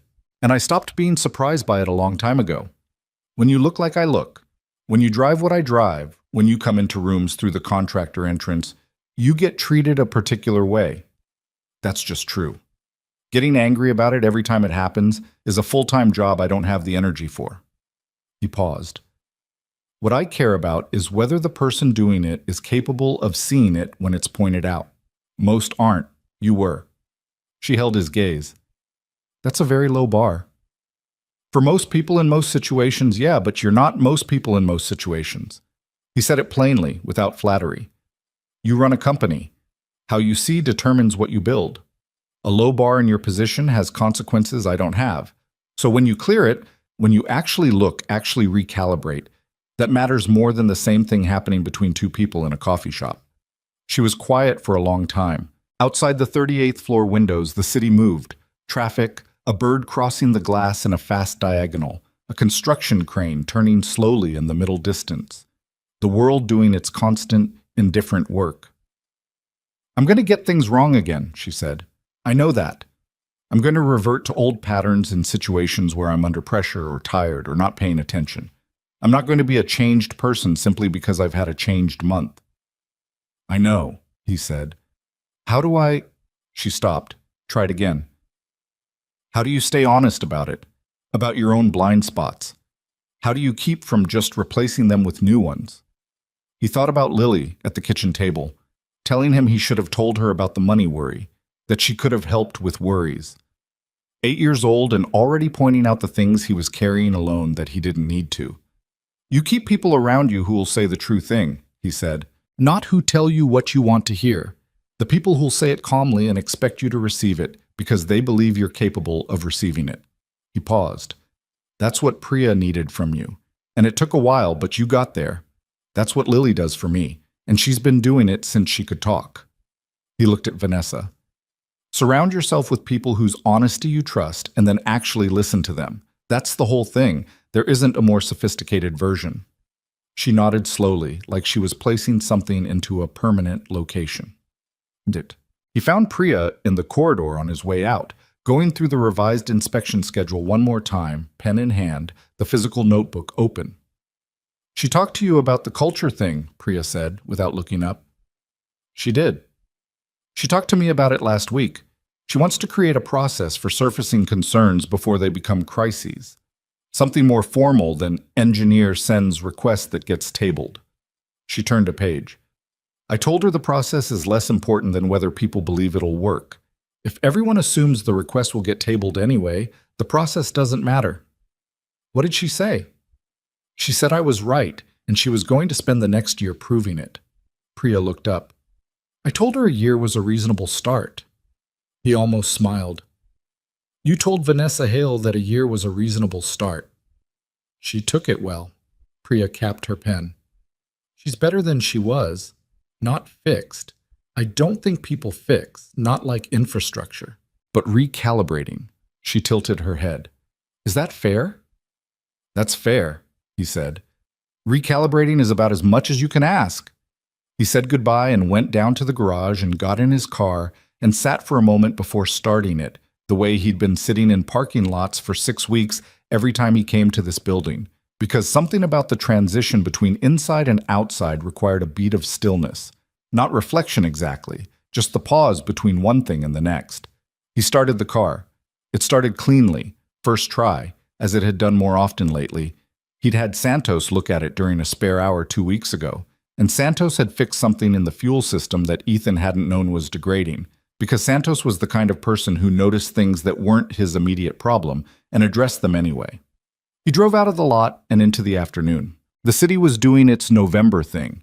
The gray sky, the bare trees, the particular energy of a place that has accepted that warmth is over for a while and has made its peace with it. He drove through it without fighting it, window cracked because he liked the cold air even when it was too cold, radio low, the city moving past him in pieces. He thought about what he'd said to Vanessa, about the wrong road having its own geography. He'd meant it. He meant it completely. But there was a version of meaning it that was about acceptance, settling into the life you'd ended up with, and a version that was about something else, about understanding that the things you'd gathered on the wrong road were actually the materials you needed to build the right life. Not consolation prizes, but the actual tools. He'd spent years in the first version without quite seeing the second. The difference was Lily, mostly. Not because she'd saved him. That was a narrative too clean for what was actually true. But because from the beginning, from those first terrifying months when she was small enough to fit in one of his hands, and he was running on nothing and making decisions he had no training for, she'd been a standard he had to meet. Not a burden, a standard. A reason to be the version of himself that was actually capable, actually present, actually willing to stay in the room until the thing was fixed. He pulled up to the school at 3:10, 5 minutes early, which meant he sat in the line of cars and waited, watching the school doors. Other parents around him on their phones, in their own versions of the same day. A woman in the car ahead with a coffee cup that looked like it had been her only ally since morning. A man 2 cars back who had the look of someone who'd come from somewhere more important and was recalibrating to this moment, the way you had to. At 3:15, the doors opened and the kids came out in the specific rush of children who have been contained for several hours and are now free. He spotted Lily immediately. She always came out toward the front, not because she pushed, but because she was already moving when the doors opened, mind already on whatever came next. Today, she had her backpack on properly and her notebook in her hand, open to a page she was looking at while she walked, which was how he knew she'd thought of something important during the afternoon and written it down. She spotted the car, looked up from the notebook, changed direction toward him. She got in. The car smelled like her cold air and the particular warm paper smell of a school day.